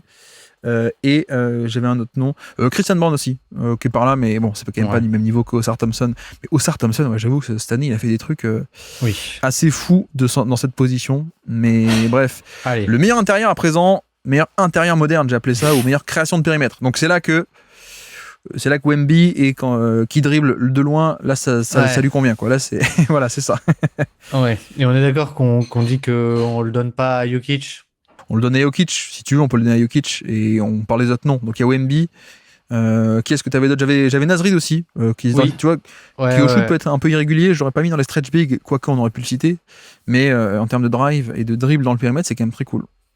Ouais, j'avais Nasrid que j'aime bien sur ce côté-là. Et après, j'en avais qui sont un peu plus théoriques, quoi. Mais que du coup, j'aime un... Non, j'avais Embiid en vrai, sur quelques séquences que j'ai bien aimé, un peu dans un rôle un peu différent cette saison. Et je suis déçu si tu ne cites pas le nom que j'attends. Ah, alors, quel nom t'attends? Attention. Bah, tu m'as cité Knuppel pour les off-screen. Là, pour les intérieurs qui dribblent, ah bah oui. Attends quand même à Derrick Queen, quand même, non? Au King, au futur King. Ouais. Oui. Pour le coup, c'est vrai que c'est un peu, c'est sa plus grosse qualité. Hein. C'est sa plus grosse qualité, c'est le côté un peu hub et driving game depuis sa position, quoi. Tu vois, tu me dis, je veux un stretch big qui fasse pick and pop. Je préfère Jalen Williams. Et tu me dis non, je veux un big qui dribble, pas juste pick and pop, mais qui dribble. Je prends Derrick Queen. C'est assez facilement. Après, je pense que Kat, je vais un peu le citer là-dedans parce que surtout là, dernièrement, il est pas mal utilisé sur des systèmes un peu en 5 out. Et il peut dribbler plus qu'on ne pense. Jalen Duren aussi d'ailleurs. Une petite mention là-dedans, parce que mine de rien, c'est un peu Surtout sur le dribble, ouais. Ben ouais. Après, c'est un périmètre qui va peut-être pas autant à 3 points que d'autres. C'est plutôt tête de raquette. J'ai l'impression qu'il est à l'aise en 2-3 dribbles. Mais tout de même. Parmi un peu les hipsters, Derrick Queen et Jarvis Walker aussi, côté Pacers. Et après, j'en ai où est-ce qu'on les considère comme des bigs ou est-ce que c'est un peu plus normal qu'ils dribblent bien vu qu'ils sont plus petits? C'est Scottie Barnes, c'est Cooper Flagg, tu vois. Ah oui, ok. Ouais. Non, et Jalen Johnson. Moi, j'ai un peu... Ah, Jalen Johnson peut-être. J'ai l'impression qu'il est un peu plus grand. Ouais. Quoique non, même pas en fait. Hein. Mais ouais, j'ai plus considéré comme des extérieurs, quoi. Vraiment, pour le coup. On est d'accord. Ouais. On est d'accord. L'an dernier, c'était Jokic, évidemment. Nouvelle catégorie, meilleure gravité de NBA. Qui est-ce qui a la meilleure gravité de shooter de NBA? Qui est-ce qui attire le plus les gens à lui? Et malheureusement, ce sera pas forcément Curry, alors. Ouais, en fait, c'est vraiment juste peut-être pas sur des tirs en sortie d'écran, etc. Enfin, c'est pas du jeu vraiment off-ball, mais juste sur le terme gravité. Je me suis dit que Shai était était très très fort là-dessus, quoi. Mais pas sur le côté forcément gravité off-ball, quoi. Oui. Mais gravité, moi j'avais... Il y en a un que j'ai toujours adoré là-dessus, c'est Darius Garland. Ouais, effectivement. Pour les pull-up à 3 points notamment, ou pour le shoot catch and shoot. Catch and shoot, sortie d'écran, tout ça, quoi. Et Tyrese Maxey aussi, que j'aime beaucoup pour le coup là-dessus, un peu plus dans ce rôle, quoi, même si on ne le voit pas assez, peut-être. Bah, je suis déçu, moi j'avais noté Knuppel, tu vois. Là-dedans. J'avais aussi pensé à Kennard, mais parce que, pardon, excuse-moi, Kennard c'est quand même à ce point génial en shoot. Et je m'étais aussi un peu noté, Jokic, est-ce que c'est un peu, c'est pas marrant de lui donner, quoi. Mais techniquement, Jokic, même quand il est à 3 points, les gens ils montent très haut sur lui, quoi, pour le coup. Non, je pensais à Kat, qui a un peu l'avantage d'être un gros. Donc, tu vois, forcément, en termes de gravité, ça aide un peu plus, peut-être. Je ne sais pas. Ouais, après, je pense qu'avec Kat, j'ai un peu ce truc de déception finalement, il est pas tant défendu que ça par des intérieurs, quoi. C'est vrai. Markkanen aussi, d'ailleurs, on l'a pas cité. Markkanen, vu la taille, sortie d'écran, etc. Donc, qu'est-ce qu'on fait alors? Qu'est-ce qui te parle le plus? Tu m'as dit Garland. Toi, tu m'as dit Garland. Moi, j'aimais bien Cohn ou Markkanen. Ça dépend. Je ne sais pas. Je te laisse trancher. Tu me laisses trancher, et du coup, moi, je vais le donner à mon Darius Garland. Allez, Attends, je te laisse trancher. Même pour cette saison, combien de matchs il a fait, Garland? C'est vrai que c'est plus sur la partie Clippers que je m'emballe un peu là. Vas-y, donne la conne, on s'en fiche. Allez, Con.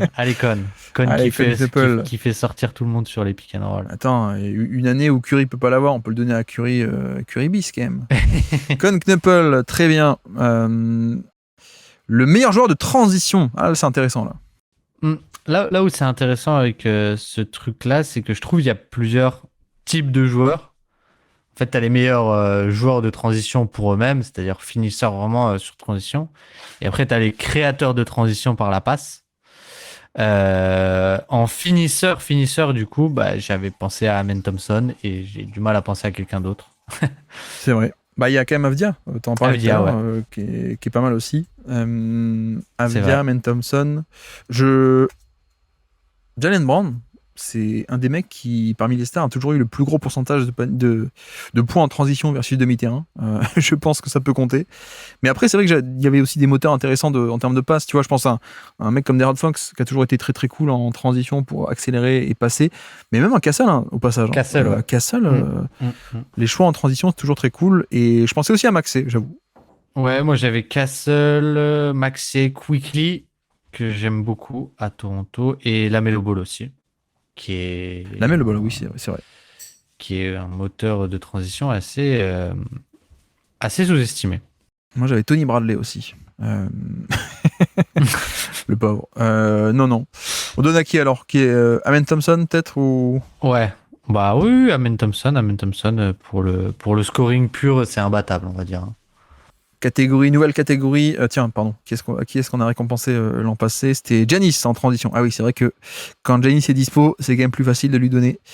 Nouvelle catégorie, nouvelle salve, à propos du passing à présent. Le meilleur passeur de pick and roll spécifiquement. Que le pick and roll.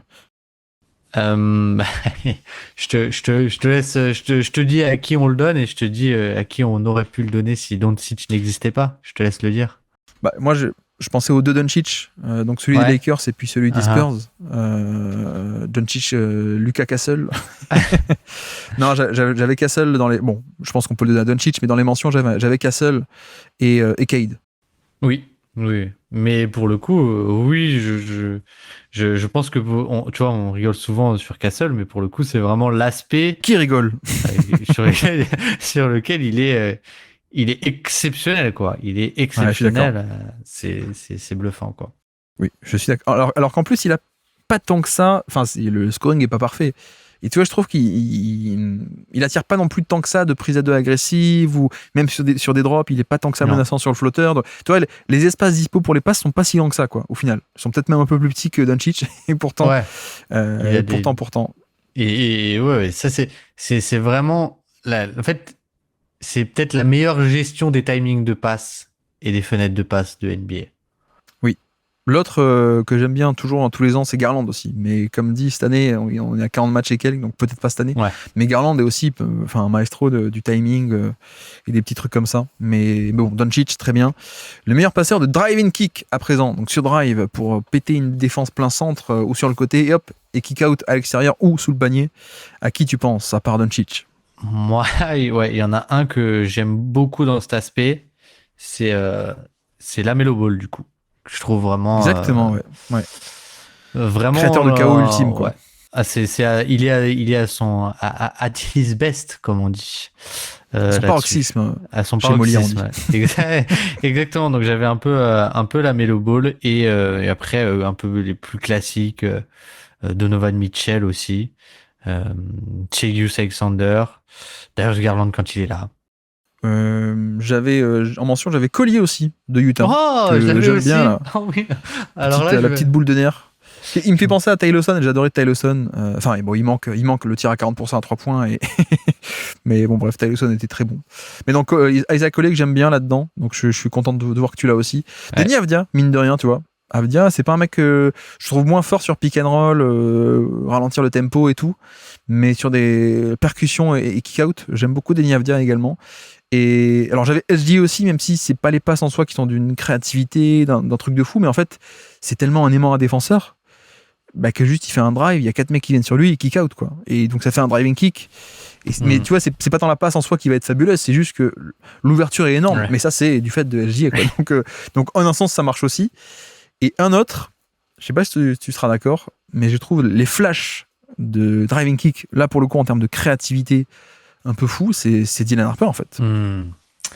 Oui. Oui, mais pour le coup, Dylan Harper me rappelle de plus en plus chez Use Alexander en un sens, mais bon, peut-être que je m'enflamme. Mais... En explosif. Ouais, voilà. Mais la capacité qu'il a, il a une vraie capacité à attirer les défenseurs en fait à lui au panier, je trouve, qui est assez bluffante, ouais. Oui, c'est vrai. Mais vraiment, ce côté premier pas explosif et tout, ça donne un impact de fou déjà pour aller dans la raquette. Mais je trouve qu'il y a des fois, et tu te dis, ouais, mais là, il n'y a aucune solution, quoi. Tu vois, si j'étais Magic Johnson, je te décrirais ça pendant 5 minutes avec, il marche en l'air et tout, il sait pas où aller, il prend un escalier pour. Et en fait, il trouve une ouverture ailleurs, quoi. Tu sais, la manière dont Magic Johnson arrive toujours à romancer ces histoires, mais ok. Bon, Doncic alors Et oui, et juste, en plus, sur Harper, je trouve, il y a un côté aussi. Création pour lui-même aussi parfois un peu, tu vois, mais qui du coup rentre pas dans cet exercice-là, mais ouais. Donc du coup on a dit qui, ouais, Doncic, ouais, je pense. Après on aurait pu le donner à Lamelo ou effectivement ou HJ d'ailleurs. On peut le donner à Lamelo pour changer un peu. Quoique non. On peut. Moi juste la mention c'est pas mal, non? Parce que en vrai quand même Doncic est plus fort, non, au niveau des. Oui. Quand même, je pense. Le meilleur connecteur passeur, c'est-à-dire le connecting, faire le lien dans une action, mais pas tant que ça pour scorer, pour faire un peu le lien pour le passing. À qui tu penses? Alors, là, on a une longue liste quand même. Mais du coup, j'ai pensé directement à DiVincenzo et à Josh Hart. Évidemment. DiVincenzo qui est un peu le roi de ça. Ouais.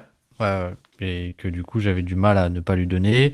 Après il y en a un que j'aime beaucoup sur l'aspect passing, c'est Josh Green, qui est vraiment oui, c'est vrai. Là-dessus je le trouve très très bon. Et heureusement d'ailleurs parce que le scoring bof. Ouais. Et dans le même style de le scoring bof, Podziemski. C'est vrai, mais lui, j'aime tellement peu le scoring que j'y ai pensé, mais je voulais même pas le mettre dans la liste, quoi. Mais non, en vrai, oui, en vrai, c'est vrai. C'est vrai. J'avais Shearman aussi, moi, Baylor Shearman à Boston, qui est très sympathique là-dessus aussi. Jamal Shed à Toronto, qui peut un peu faire le porteur de balle classique, mais moi, c'est là-dessus que je l'adore, quoi. C'est le côté accélérateur de particules, tu vois. Je trouve qu'il prend toujours des décisions. 1 seconde et demie avant que les autres comprennent, quoi. Et il y a un côté lâcher la balle très très tôt au bon endroit, donc je voulais un peu le citer. Mamou aussi d'ailleurs à Toronto, toujours très bon connecteur, je trouve. Ouais. Est-ce que LeBron James désormais ça rentre dans cette catégorie de connecteur ou est-ce que c'est quand même un créateur? Bah, il y a une autre catégorie après short roll, tu vois, où j'ai mis LeBron. Donc je pense que s'il est dans short roll, il peut être dans connecteur. Mais parce que tu vois, il a tellement été, ils ont tellement plus été utilisés on-ball les deux autres cette saison que bah ouais. Mais de facto, il a été un peu plus off-ball, hein, LeBron. Mais ouais, effectivement. Et il était très bon dessus. Tout à fait. Dyson Daniels aussi, j'aime bien là-dessus. C'est peut-être sa meilleure qualité en attaque. Hein. Au passage, ouais. Dyson Daniels. Noah Penda, d'ailleurs, chez les Français que j'aime bien. J'aime beaucoup Noah Penda sur ce connecting. Vid Krejci aussi que j'aime bien. Bon, juste pour faire des mentions comme ça. Pour le coup, mais voilà. Donc, DiVincenzo, alors on a dit, c'est ça, ou Josh Hart. Mais j'aime bien DiVincenzo, moi, je t'avoue. Ouais, DiVincenzo. Allez. Le meilleur connecteur, mais pour scorer, donc sur des cuts plutôt. Je sens qu'il y a une rotation qui n'est pas faite. Hop, je cut dans le dos de la défense. Je viens scorer agressivement au panier. Bah, du coup, là, j'ai eu un peu la page blanche, mais du coup, j'avais Amen Thompson, notamment. Ouais. Amen Ossar. Amen Ossar, ouais. Dans ce rôle-là, j'avoue que j'aime beaucoup aussi Christian Brandt, tu vois, qui peut faire le connecting et ressortir et faire l'extra passe, mais qui est quand même plutôt du cut agressif pour scorer, j'avoue. Brandt. Donc et mince, Pelle Larsson aussi, j'aime bien là-dedans. Oui, ouais. Pelle Larsson et à 100%, j'avais aussi Butler, mais malheureusement, très très peu de match pour le coup. Mais assez génial. Donc Brown, Ossar Thompson, Amen Thompson, Pelle Larsson qui est plus agressif que ce qu'on pense hein, au niveau du panier, c'est même assez fou. La taille et l'agressivité. Et j'aime bien aussi OG Anunoby, je t'avoue, qui est un peu sous-estimé, je trouve, en tant que cutter. J'ai bien aimé. En plus, il est quand même assez immense, hein, en taille, envergure, etc. Donc voilà. C'est vrai. On le donne quoi, un des frères Thompson à Ossard ou alors à Brown? On le donne. Ah non, quand même au frère Thompson. Ouais. On peut le donner à Amen parce qu'on a donné l'autre à Ossard, peut-être. Pour le dunker spot, tu veux dire? Ouais. Ouais, après, je trouve que les cuts d'Ossard sont plus impressionnants, je t'avoue. Parce qu'il est un peu plus gros et un peu plus massif. C'est pour ça, ouais. Je le trouve un peu plus impressionnant. Là où, sur la transition, je trouve qu'Amen est plus vif, parce que peut-être plus petit, comme tu dis, ou un chouïa ou plus léger, je ne sais pas. Mais ok, le meilleur rollman de NBA, c'est-à-dire je pose l'écran et je roule au panier notamment, pas au pick and pop, mais au panier. Qui est le meilleur rollman, à part Wemby, évidemment. Une fois qu'on a dit Wemby, hop, c'est bon. Mais après, Wemby, le problème, c'est que en fait, il est tellement fort sur le roll qu'il les a jamais, parce qu'en fait, les défenses, elles switch, quoi. Mais ils ont pas envie de défendre en drop et de lui laisser le alley-oop, donc il est trop fort pour son propre bien, mais ok, on le donne à Wemby. Mais alors, qui sont les autres meilleurs rollmen de NBA pour toi? J'avais celui que j'aime bien quand même. Bah, du coup, il y a Jokic avec son flotteur qui est assez imbattable. Oui. Mais non, ce que j'aime bien, c'est moi j'ai toujours beaucoup aimé Jarrett Allen dans ce registre-là. Ouais. Oui. Parce que très vertical, et puis en plus il y a un peu de short roll et donc c'est un beau cocktail. 2-3 push shots, quoi. C'est pas que le dunk, 2-3 push shots autour du panier agréable, quoi. Ouais. Et un peu de Jalen Duren aussi, du coup. Qui là-dessus est pas mal, je trouve. Pas un peu moins aérien. C'est ça. Mais un peu plus genre la petite pocket pass, bah après catch and finish, quoi. S'il capte la balle dans la raquette, après sur le roll, il va pas bondir au-dessus de tout le monde. Par contre, il peut te donner 3 coups d'épaule et se libérer un layup, quoi. Donc effectivement. Claxton, moi, que j'aime aussi beaucoup. Je voulais quand même le citer. Bon, Gafford, qui est terrifiant aussi, Gafford là-dessus. Je pense que Nemas Kita, cette saison, a montré que c'était pas mal aussi, un Nemas Kita, pour le coup, sur tout ce qui est un peu catch and finish. Et en plus, c'est un super poseur d'écran. Exactement. Et Jackson Hayes aussi aux Lakers, j'aime bien, moi, le duo avec Doncic. À mon avis, c'est pas pour rien, que c'est quand même bien meilleur qu'avec Ayton. Et Chet Holmgren aussi. Je voulais quand même un peu citer Holmgren, mais je suis d'accord que si Wemby n'était pas là, peut-être que je le donnerais à Jarrett Allen. C'est un de mes préférés, je pense là-dessus aussi. Mais très bien. Bon, meilleur short roll, meilleur passeur de short roll, on est d'accord. Ou même d'ailleurs joueur de short roll. Il peut aussi scorer sur le short roll. Donc, pardon, short roll, c'est je roule pas complètement jusqu'au panier, je roule un peu short, juste proche de après l'écran, donc voilà. Et soit je fais une extra passe, soit je fais un dribble et je vais au panier, grosso modo. Donc ok, on le donne à Jokic, et évidemment, mais qui est-ce qu'on peut citer d'autre dans ces short rolls?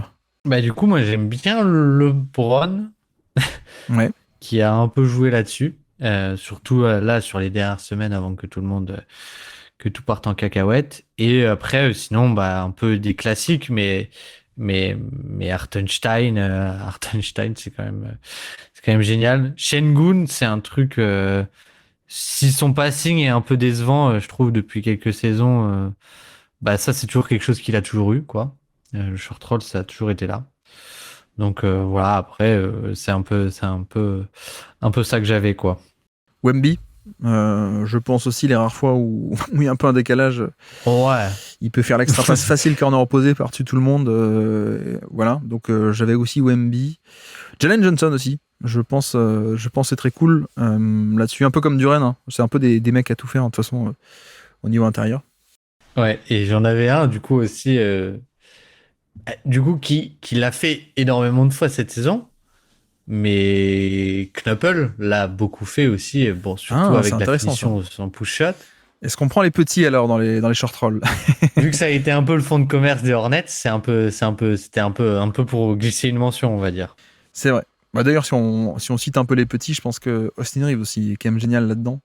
Mais non, le problème des petits, c'est que on peut les citer, mais en un sens, c'est un peu plus normal qu'un mec qui soit petit et porteur de balle soit capable de faire des lectures, quoi. C'est un peu moins l'anomalie quand un petit peut faire ça, plus qu'un gros, mais c'est vrai. Mais non, mais c'est vrai qu'il y a tellement de pick and roll entre petits cette saison au Hornets que ça vaut le coup d'être cité.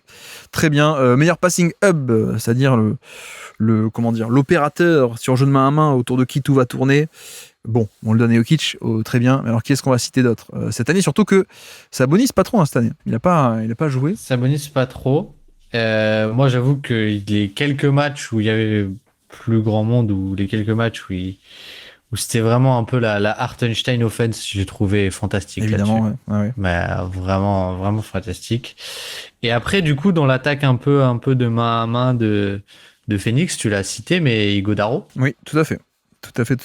Ighodaro était vraiment très très cool quoi du côté des Suns dans cet aspect-là.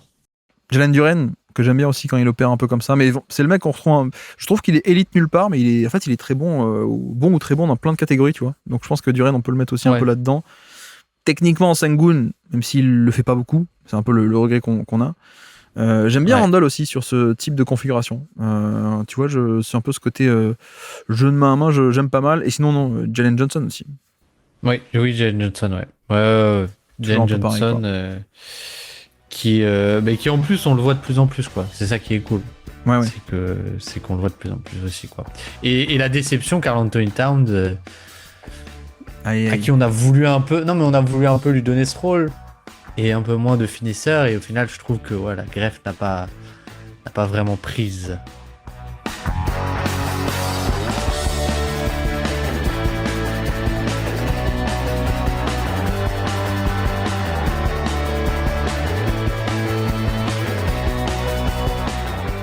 Nouvelle catégorie, l'attaquant qui a le plus surpris. Quels sont pour toi l'attaquant qui a le plus surpris en NBA en 2026? Tic. Peyton Watson. Assez facilement. Ouais. Peyton Watson, j'avais aussi évidemment. Peyton Watson. Après, sinon, j'avais deux progressions de un peu jeunes qui m'ont bien plu. C'est Keyonte George. Oui, c'est vrai. Mais est-ce qu'on est surpris Est-ce que c'est pas un peu logique en un numéro 3 mais tu vois, là où je te rejoins, c'est que Watson, tu l'as cité en premier, on s'y attendait pas, quoi. C'est vraiment... on pensait avoir un ailier défensif sympathique. En fait, on a un mec qui fait des pull-ups et qui crée, quoi. Ouais. Et je suis d'accord. C'est pour ça que pour moi, c'est Watson d'assez loin. Et l'autre, mais qui du coup est aussi dans sa 3e saison, mais beaucoup plus surpris sur le jeu qu'il a développé, notamment le passing, c'est Brandon Miller, qui a moins progressé, je pense, que Keyonte George, mais qui a un peu plus évolué, on va dire, dans sa manière de faire, quoi. Nickel, Alexander Walker, mine de rien. Moi, j'avoue que vraiment, c'est un truc sur lequel je me suis planté. J'ai passé l'été à dire, mais les mecs, vous enflammez quand même pour... Ok, il était précieux aux Wolves, mais c'était un défenseur très cool, hein. Enfin, ça va, ça va pas non plus être la folie. Et le mec, il fait 20 points par match, je crois, sur du plutôt quand même pas mal efficace et de la vraie création, hein, du pull-up et du drive. Et donc, voilà, nickel. Mais ce qui est une carrière bizarre, parce qu'à la base, il s'était fait un peu drafter pour ça, quoi. Il y avait un espèce de potentiel. Ouais, c'est création, en fait, il devient un défenseur. Maintenant, il redevient un créateur. Donc, bon, j'arrive plus à suivre, moi. Mais non, voilà, pour le coup, nickel. Je pense qu'il fallait quand même un peu le citer. Surpris aussi par Dylan Brooks. Pareil, 20 points par match aux Suns. Je m'y attendais pas. Très bien. Surpris par Flag aussi. On a déjà beaucoup discuté ensemble. Tous les deux, on est un peu surpris que directement il soit aussi fort en attaque. Mais tant mieux, évidemment. J'en ai plein. Excuse-moi, j'ai une longue liste. Ryan Rollins, je pense. Pareil, hein, dans les belles surprises de la saison. En attaque, à Milwaukee, je pense qu'on peut le citer. Au Congo aussi. Est-ce que ça rentre ou pas assez surpris, toi? Ah ouais. Soit pas assez suivi les Hawks, soit pas vraiment... Pas méga surpris, franchement. Ça reste un jeune, ok, ça stagnait un peu, mais on peut argumenter, oui, on est surpris parce que quand même il stagnait un peu, mais ça reste quand même un jeune de 24-25 ans qui enfin explose, quoi. Donc on est un peu moins surpris peut-être de ça, en effet. AJ Mitchell, je m'attendais pas à ce que ce soit aussi fort, en fait. Donc surpris de mon côté. Et qu'est-ce que j'avais aussi en dernier, Gillespie à Phoenix, pareil. Que j'aimais bien, hein. J'aimais bien. Les rares fois où je l'avais vu jouer à Denver, je le connaissais pas d'avant, je t'avoue. Je le connaissais pas à Villanova, etc. Mais de là à ce que ce soit un meneur titulaire d'une équipe playoff qui a le record de 3 points des Suns désormais, je m'y attendais pas. Voilà, donc je suis surpris, on va dire, de ce joueur. Et puis Ryan Nembhard aussi. Ryan Nembhard aux Mavs, mais bon, il faut qu'on arrête d'être surpris par les Nembhard, je pense. Très bien, donc on le donne à qui là-dedans? On le donne à qu'est-ce qu'on avait, qu'est-ce que tu as cité en premier? C'était Peyton Watson ou Nickel Alexander Walker. C'est vrai que Nickel Alexander Walker, c'est quand même pas mal du tout aussi, hein. Parce que en plus, il y a l'âge, quoi. Il y a l'âge C'est vrai. qui rajoute un effet de surprise. On peut le donner à Nickel. Alors, on peut le donner à Nickel. Comme ça, pour bien me mettre mon nez dans mon caca. Mais très bien. J'avais tort. L'an passé, d'ailleurs, c'était qui est-ce qui nous avait le plus surpris l'an passé? C'est Ty Jerome. Eh oui, c'est vrai. La fameuse saison Ty Jerome, l'an passé, tu te rappelles? Bien sûr. L'attaquant qui a le plus déçu en 2026. Moi, j'ai mis Şengün. Sans doute à tort, parce que au final, c'est le même joueur que les autres années. C'est peut-être un peu ça c'est un peu ça qui déçoit, quoi. Il n'y a pas eu de régression, je pense, non plus. Il y a un peu la stagnation qui est embêtante et un rôle toujours un peu de bon bah tu vas jouer des post-up plus que jouer vraiment en hub, etc. comme on l'a dit avant. Ouais. Et puis au final, il est pas si bon sur post-up et il a pas de shoot. Même au final, son petit push-shot, son petit flotteur, il est pas si rentable que ça. Donc un peu décevant, quoi, Shenwood. C'est vrai.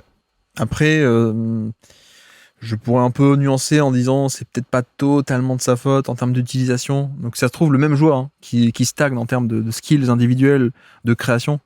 Mais le même joueur, tu le mets avec plein de ballons ailleurs, peut-être qu'il fait du 28 points par match, sur 32% d'usage et tout. Donc peut-être nuance, mais je suis quand même d'accord qu'on peut être déçu de la stagnation, même si c'est peut-être pas que lui. Qui est-ce que j'avais sur la liste d'ailleurs? Rizaché, d'ailleurs. Un peu déçu de Rizaché, je t'avoue, qui se fait bouffer sa place en fait. Ouais, et qui a même pris un GNP, je crois, si je dis pas de bêtises, récemment. Pour son anniversaire, non? Il me semble, en plus. Ouais, c'est pas ça l'histoire? Ouais. Oui, tout à fait. Mais du coup, ouais, vu que c'était un rôle quand même beaucoup plus réduit, je l'ai un peu moins considéré. J'étais un peu plus sur Star qui m'a déçu, quoi. Oui, c'est vrai. Bon, Jaren Jackson et Ja Morant, moi, m'ont déçu, mais c'est peut-être pas totalement de leur faute aussi. C'est la faute un peu au projet Memphis, on va dire, mais c'était pas leur année. Clairement, c'était pas trop leur année. Non, mais Banchero, peut-être aussi. Tu vois, parce que l'an passé, il y avait ce côté, il démarre très fort, il se blesse rapidement, et quand il revient, on se dit, ouais, ok, c'est moins intéressant quand il revient, mais les blessures, etc. Là, je sais pas si on peut dire déçu, mais en tout cas, ça confirme un peu, là encore, un aspect stagnation, quoi. Finalement, je vais pas dire comme Sengun, mais il y a un côté où on est peut-être un peu déçu que ça ne s'améliore pas, en fait. Ouais. Alors que pourtant, tu te dis qu'il y a un contexte qui était... En tout cas, les joueurs autour étaient censés être meilleurs. C'est vrai qu'après, peut-être le contexte de style de jeu n'était pas forcément mieux, mais peut-être que c'est aussi un biais que j'avais, mais j'avais un peu moins d'attente avec Banchero. J'avais l'impression que on avait déjà beaucoup plus vu le joueur qu'il est et qu'il peut être, entre guillemets, en quelque sorte. Pardon. Est-ce que si je dis Derrick White, tu me trouves dur? Un petit peu. Bah, dans le sens où... Parce qu'il est vraiment pas efficace, en fait. Ouais, mais est-ce que c'est pas juste une saison off au shoot? Oui, c'est ça. Mais du coup, tu vois, moi, il avait commencé à m'habituer à être à 40% de 3 points. Donc je me dis, ok, mais il a 40%. Bon, maintenant, il est plus. Mais non, moi, c'est un peu. On va quand même pas lui donner à lui. Est-ce que. Tiens, je voulais te poser la question. Derrick Queen, est-ce que t'es déçu ou pas? Ah. C'est spécial, c'est un rookie, donc on peut dire oui, mais ça compte pas, il est rookie. Donc... Mais est-ce que en vrai, t'es pas un peu déçu de la saison rookie? Bah, on a vraiment eu les montagnes russes. De toute façon, je crois que quand on avait fait son profil, c'était bon bah, dans 5 ans, soit il est en Chine, soit il est peut-être au NBA, quoi. Mais non, en fait, là où je suis déçu, c'est qu'il soit au Pélican. Concrètement, c'est là où je suis déçu, c'est que une fois que Zion était là, t'as un joueur qui a un rendement et un intérêt qui est nul et qui est négatif parce qu'il sert à rien, c'est pas un bon défenseur, il a pas de spacing of ball, il a pas de protection de cercle, c'est pas une menace de lob, mais donc elle vient de là la déception, c'est que j'aurais tellement aimé le voir dans un autre contexte, quoi. Mais c'est vrai que c'est dur d'être déçu finalement de dire bah il a pas de shoot parce qu'on le savait, c'est pas une menace de rôle, on le savait, enfin plein de en fait, ses défauts, on les connaissait quelque part, quoi. Moi, je vais être Jordan Poole, je t'avoue. Qui carrément, il est à Bon, 38 matchs, mais 24 minutes par match cette saison. Bon, voilà, en fait, il joue même plus, quoi. Donc bref, ça continue pour Jordan Poole. L'attaquant qui va exploser l'an prochain. Tiens, après la déception, on se projette un peu. Sur qui est-ce que tu veux miser? Sur qui est-ce que tu penses qu'il va exploser offensivement l'année prochaine? Est-ce que c'est pas trop facile de dire Dylan Harper? Est-ce que c'est pas trop facile de dire Knuppel et Flag aussi, peut-être aussi, pour le coup? Ouais, oui. Oui, c'est vrai. C'est vrai que c'est un peu les trois non faciles. Mais sinon, à part ça, moi j'avais Jaren McCain. Pas mal, mais est-ce qu'il aura la place d'exploser? Un peu à la AJ Mitchell cette année. Un peu plus de responsabilité. Après, est-ce que ça va vraiment être une explosion? Je sais pas. Mais c'était un peu, ouais, c'est un peu ça. Après, on va toujours avoir tendance à prendre des jeunes hein, là-dessus, forcément. Et donc, Eh oui, ne pas voir venir le Nickel Alexander Walker de ce monde. c'est vrai. Mais ouais, qu'est-ce que t'avais, toi, sinon? Tu veux que je te cite des joueurs de 27 ans pour voir si tu veux parier sur l'un d'eux Non, pour, vas-y. Après, moi, pour faire le prochain nickel? j'en avais un autre, c'était Kishon George, moi. Ah oui, pas mal du tout. Moi, j'avais Ousmane Dieng à Milwaukee, oui, qui fait une top fin de saison et qui l'an prochain, a priori, il aura la place de continuer. Et tu vois, en fait, il jouait tellement pas, ou quand il jouait, il était plus backup 5 parfois à OKC et pas top.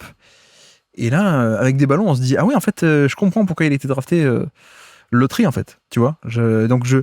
Ça fait du bien de voir ce talent pur, alors qu'on s'était dit, mince, c'était un échec. Donc voilà, Dieng, pourquoi pas. Et d'ailleurs, j'ai un autre français, Traoré, l'an prochain aussi, côté Nets. Je sais pas si tu l'aimes bien ou pas celui-ci, mais la dynamique de progression aussi assez intéressante, assez encourageante. Donc voilà, et après j'avais Karabaf aussi, à Miami, parce que je me dis peut-être qu'un jour ils vont quand même faire un trade et il y aura Tyler Hero et Jaquez et je sais pas qui va partir, et peut-être que Carapace, Yakusionis, va peut-être exploser l'an prochain. Je pense qu'il y a un vrai upside de création aussi. Traoré, je pensais pas que tu dirais lui. Mais j'avoue, j'ai pas trop suivi, donc je vais pas m'étendre dessus. Mais du coup, j'avais un autre potentiellement, c'est Tidjane Salin, un autre français. J'aime bien les flashs avec Tidjane Salin, le potentiel athlétique et le shoot a l'air quand même pas mal. Donc je me dis, pourquoi pas? Pourquoi pas? Mais c'est vrai qu'il a l'air un peu aussi en dehors de la rotation depuis que les Hornets sont compétitifs, quoi. Et est-ce que Anthony Black peut pas exploser et devenir titulaire et tout le tralala, quoi? Après, je sais pas qui sera là l'an prochain à Orlando, mais bon. Après, tu vois, il est déjà à 30 minutes par match, hein, Anthony Black, mais tu vois, passer un step de quasiment être All-Star, pourquoi pas? J'avoue que je suis très fan hein, du profil de Black, mais ouais. Alors, je vais peut-être pas le mettre, mais bon, Peyton Watson, pour moi, il a commencé à exploser, mais en vrai, il a pas tant que ça d'énormes cartons cette année. Tu vois, il y a un peu les 2 semaines où Jokic était absent, il a fait des grosses perfs et tout, mais presque, il pourra encore rentrer pour l'an prochain. Mais non, celui de Washington, c'est un joueur drafté premier tour là, cette année, Will Riley, qui a l'air de s'amuser à faire des pull-ups et de drive côté Washington. Ouais. Bah, j'avoue, pareil, pas méga suivi à la fin de saison des Wizards. Non, mais il sort d'où, lui, de la draft? D'Illinois. Il était avec ton ami Carapace. Mais qui était un joueur très bizarre dans le sens où c'est un joueur qui avait des flashs très, très, très, très hauts. Je me souviens de passing dingue, de création vraiment dingue. Et des bas très, très bas et qui était la plupart du temps ça, quoi. Mais je crois qu'il a une croissance assez tardive, qu'il est assez fin, assez longiligne. Donc c'est un profil un peu, c'était un pari que tu fais un peu hors loterie, quoi. C'est un peu ce qu'ont fait les Wizards, quoi. Et je fais aussi une pièce sur Ace Bailey. Ace Bailey qui me surprend. Donc voilà, n'en disons pas plus. L'attaquant qui a décliné cette année. Le trophée suivant, l'attaquant qui a décliné pour toi cette saison. Alors, l'attaquant qui a décliné le plus cette saison, c'est toujours dur d'être un peu la faucheuse, on va dire, comme ça. Mais j'avoue que le premier auquel j'ai pensé, parce que juste son rôle a beaucoup décliné, bah, c'est LeBron, quoi. Ouais, je pense aussi. Ouais. C'est un peu ça, parce que juste t'as moins de responsabilités, t'as forcément un rôle qui est réduit, et forcément, bah, des moments, et je pense que le joueur, naturellement aussi, est de moins en moins fort avec l'âge qui passe. Et là, c'est vrai que ça lui va bien aussi d'être dans un rôle plus sobre parce que il y a quelques fois où il faut créer des décalages, il peut plus vraiment, quoi. C'est via du post-up et parce qu'il a un peu la gravité qu'il a toujours eu un petit peu de scoring, mais beaucoup moins par le drive, quoi. Ce qui ne veut pas dire qu'il est devenu nul, mais il a commencé un peu à décliner sans doute par rapport à l'an passé ou l'année d'avant, quoi. Effectivement, je peux te rejoindre. J'avais Horford aussi, qui est décédé, mais personne ne lui a dit encore, j'ai l'impression. Non, mais qui était intéressant encore l'an passé, hein, de manière peut-être un peu surprenante d'ailleurs, au passage, mais qui était quand même encore surprenant. Et là, c'est quand même un peu moins cool. Alors, je l'ai mis dans le déclin, mais je sais pas si c'est un déclin ou une blessure parce qu'il est pas si vieux que ça. Finney Smith, tu vois. Finney Smith, il est pas non plus si jeune que ça. Je me dis 33 ans. Est-ce que c'est pas un peu le début de la fin? J'espère que non. Hein. Mais peut-être. En tout cas, peut-être que Finney Smith, on est sur un déclin. Les classiques Mike Conley. Je pense que on a un peu acté la fin de carrière sur des rotations sur des minutes de rotation, on va dire. Mike Conley, Capella. Est-ce qu'il a pas déjà décliné Capella? Ouais, Capella là c'est une petite chute libre là qu'il nous fait depuis quelques années avec Clint. Et j'en avais un rapidement qui était Middleton aussi, qui en fait ne bougeait plus, mais il mettait au moins ses tirs jusqu'à l'an passé. Et là, c'est catastrophique. Hein. Il n'y a plus rien qui va. Il va plus du tout au panier. Il bouge plus. Je sais même pas si tu vois parfois des highlights de quand il est à Dallas, mais Middleton, lui, il n'est pas si vieux que ça non plus. Draft 2012, mais les blessures sont quand même Donc effectivement, est-ce que on peut mettre LeBron, mais c'est quand même de tous les joueurs qu'on a cités le plus fort. Hein. Je pense assez largement mine de rien. Deux derniers trophées individuels que j'aime beaucoup. L'attaquant efficace, le moins intéressant. Donc il est efficace, mais il n'est pas hyper intéressant. Et l'attaquant inefficace, le plus intéressant. Commençons par le premier, qui est pour toi le mec qui est efficace, techniquement. Mais parmi les gens efficaces, c'est le mec qui est le moins intéressant. Alors figure-toi que j'ai même pas regardé s'il était efficace. Mais pour moi, là, c'est pour lui cette année, c'est évident comme le nez au milieu du visage, mais c'est Norman Powell. Est-ce qu'il est efficace cette année? C'est toute la question. Mais... c'est toute la question. Il est efficace. Il est à plus 5. Mais c'est dans le sens où c'est pas un mauvais joueur, Norman Powell. Mais c'est plus que je pense que la différence entre l'impact médiatique qu'il y a eu autour de lui, il est All-Star, etc., et son vrai impact sur à quel point il fait bouger le curseur d'une attaque ou pas. Bon, je pense qu'il est immense ce delta-là, quoi. Alors, je comprends ce que tu détonnes. Je pense qu'il est pas si intéressant que ça. Je comprends ce que tu dénonces, l'écart de vision et de niveau. Après, j'étais trop sévère quand même, parce que je pense que je peux trouver beaucoup moins intéressant. Mais j'ai peut-être tapé trop bas, moi, pour le coup, sur ce côté-ci. Tu vois, moi, j'avais des mecs comme Luka Garza. Qui met ses tirs, mais il est très efficace Garza, mais c'est pas hyper intéressant. Marvin Bagley, hein, pareil, qui met beaucoup de tirs, mais qui est pas, c'est pas la folie. J'avais dit Taurean Prince, le 3&D, mais il reste que le 3, quoi, grosso modo. Et pas de D, pas de passing. Tu vois, je tapais un peu plus dans ce type de joueur. Ok, pardon, moi j'étais carrément dans un peu la star pas si intéressante, quoi. Alors, si on peut couper la poire en deux, est-ce que DeRozan est efficace cette année? Ah, est-ce que ce serait pas le DeMar DeRozan Trophy un peu? Il a 102. Il a plus de %. Donc, techniquement, ça passe. Il est efficace. Pas hyper utile, pas hyper intéressant, même si il est un peu au-dessus de la moyenne désormais, en fin de carrière. Je pense qu'on peut lui donner, tu vois.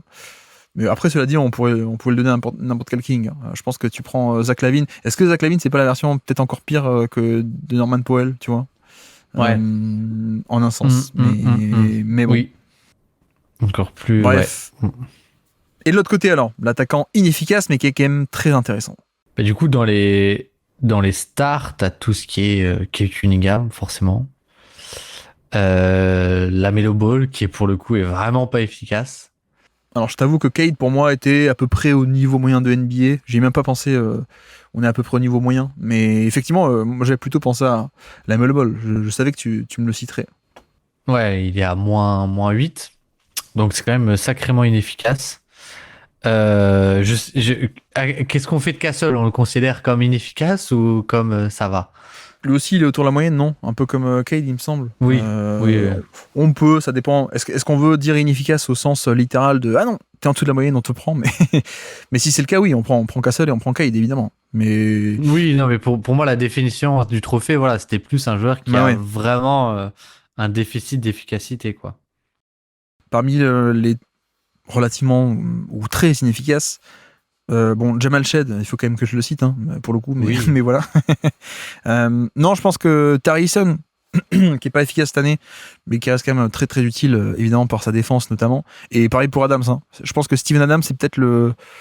Alors, dommage qu'il n'ait pas fait toute la saison, mais j'aurais presque eu envie de lui donner parce que c'est le joueur le plus impactant, alors qu'il met pas ses tirs, quoi, tu vois. Et il fait juste des rebonds, mais. Incroyable, voilà. Il est même pas. Il est même pas si bon défensivement. Enfin, c'est un bon défenseur, mais c'est pas Rudy Gobert non plus, quoi. Et après, je pense qu'il y avait tout ce qui est Caruso, Draymond Green, Oscar Thompson, tu vois, des mecs un peu comme ça, qui sont quand même en dessous du niveau moyen d'efficacité, mais qui apportent tellement d'autres choses, quoi. Donc, tiens, Derrick White aussi. Derrick White. Jamal Shed, ouais, Derrick White, ouais, carrément. Carrément. Et il y en a un aussi qui est malheureusement pas efficace, mais que j'aime bien. Que j'ai trouvé bon dans un peu tous les autres aspects du jeu, on va dire, mais peut-être pas ultra impactant comme un Caruso et compagnie.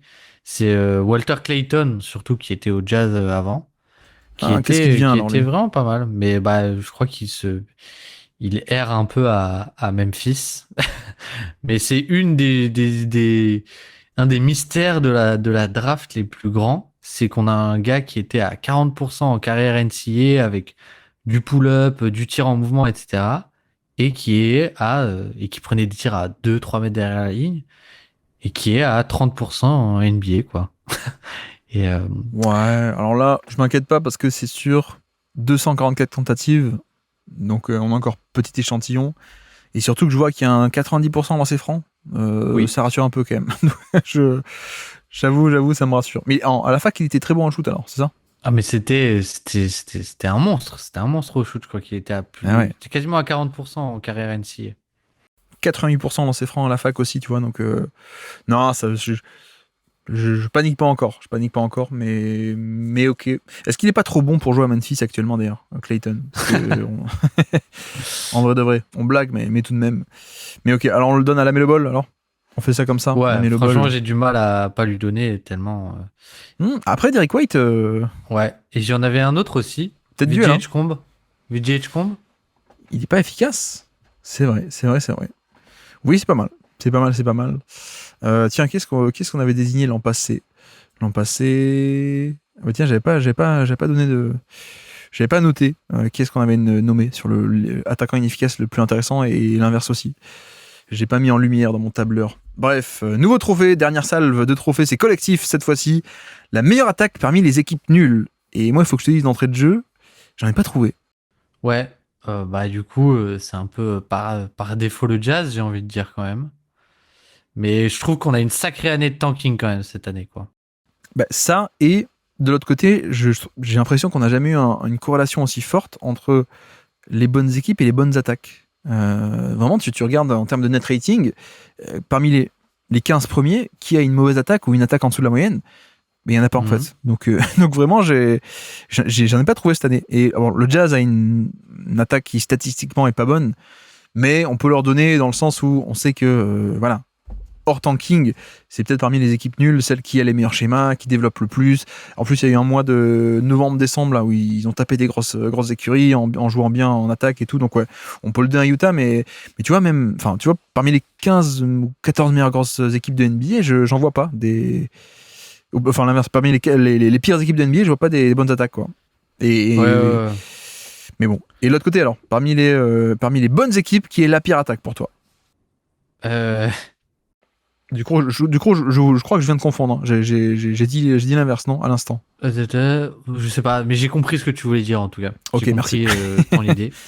Du coup, la pire attaque parmi les bonnes équipes, on est là-dessus. Ouais. Est-ce que Portland, on les considère comme quoi? On les considère comme une bonne équipe ou pas? On peut. Ça va peut-être nous sauver, en fait. Mais je ne sais pas. Je ne sais pas. Moi, j'en avais deux qui statistiquement sont bonnes. C'est Détroit et Houston. Bah oui. Mais Techniquement, les ratings sont pas mal, mais c'est peut-être parmi les attaques d'élite celle qui m'impressionne le plus. Donc peut-être on peut se sauver comme ça. Le moins. Celle qui t'impressionne oui, le moins. Excuse-moi. Décidément, j'arrive pas d'inverser. Mais oui, c'est les deux qui ont un peu le patch rebond offensif, quoi. Exactement. Et sinon, c'était un peu Atlanta, je crois, pour moi. Ouais, mais pareil, qui est un peu middle, quoi. Ils sont middle d'être une bonne équipe et ils sont middle d'être une bonne ou une mauvaise attaque, quoi. Donc c'est... Non, mais je t'avoue que sur ces deux catégories, cette année, c'était un peu compliqué parce que les bonnes équipes avaient des bonnes attaques et les mauvaises équipes avec des mauvaises attaques. Donc j'ai pas trouvé cette année. J'ai pas trop trouvé. Ouais. Pour te dire, l'an passé, l'attaque était intéressante chez les nuls, c'est Toronto. Qui sortait quand même pas mal du lot, et l'an passé la pire attaque parmi les bonnes équipes c'était Orlando. Tu vois, il y avait ce genre de vrai décalage, quoi. Et en défense on a trouvé aussi des trucs comme ça. Parmi les bonnes équipes, la défense de Denver est pas très bonne, quoi, tu vois. Donc en défense on a trouvé ce genre de décalage, et là non, pas trop. Donc bref, passons. Donc on donne à qui? À Détroit ou Houston, ou les deux en juin? Ouais, peut-être les deux, ouais, peut-être franchement les deux, ouais. Le manque de spacing nous inquiète un peu peut-être, mais bon, techniquement, comme dit, hein, avec leur bon offensif, ils sont pas loin d'être top 10.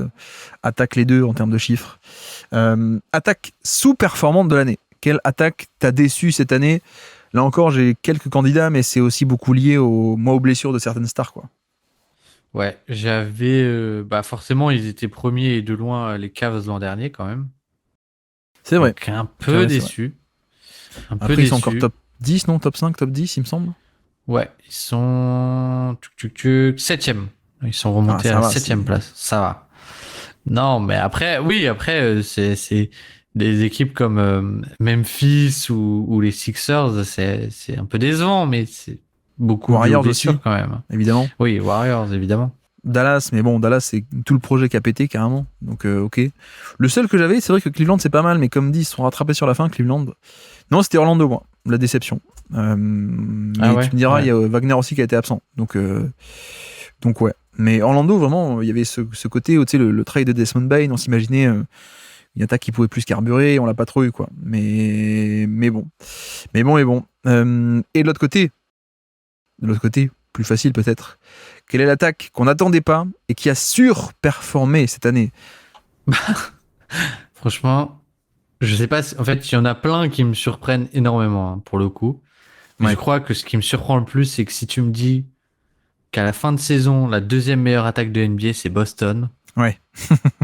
Tu te dis, mais Tatum, il est revenu, il s'était pas fait les croisés, en fait. Ou le tendon d'Achille. Il y a eu un trade de Brown pour Giannis alors en septembre. Ouais, ouais, voilà. Mais deuxième meilleure attaque de NBA, Boston. Alors qu'ils ont perdu Tatum, ils ont perdu toute leur raquette qui était un peu aussi la meilleure raquette offensive de NBA peut-être. Ouais, c'est ce qu'on avait dit dans les trophées l'an dernier. Meilleure raquette offensive, et là on vient de dire cette année c'est la pire. Donc c'est que du coaching. Quoi. Et du coup tu te dis, bon, dans ce cas-là, Derrick White il a shooté à 50% pendant toute la saison. Non. Donc du coup tu te dis, Brown a fait la saison de sa vie à l'efficacité. Bah non plus, hein. Non plus, il est au niveau moyen de NBA à peu près. Mais alors quoi? Ouais. Non, ouais. Alors j'hésitais entre deux. Boston pour ce truc-là en fait, on les attendait tanking presque, ou potentiellement tanking, et ils sont élites. Et l'autre, quand même, c'est Charlotte. Et je sais pas lequel des deux t'allais me dire, mais Charlotte, tout de même, quoi. Tout de même. Ils partent de 29e, quoi, les Hornets. Ouais. Ils partent de 29e l'an dernier. C'est vrai que c'est quand même dingue. On le donne aux deux juin aussi, là, où on fait un trophée commun. Oui, on peut.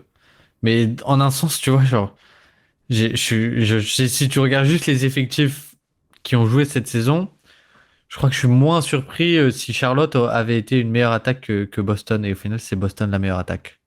Disons que le jump, la hausse de niveau, parlons français, de Charlotte est très forte, tout autant que Boston.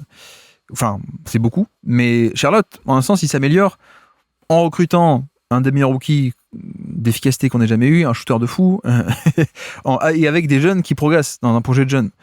Boston, c'est l'inverse. Ils n'ont pas rajouté des mecs ou des jeunes qui ont progressé. Boston est élite malgré 4 pertes de joueurs majeurs. Quoi. Tu dis, c'est dingue.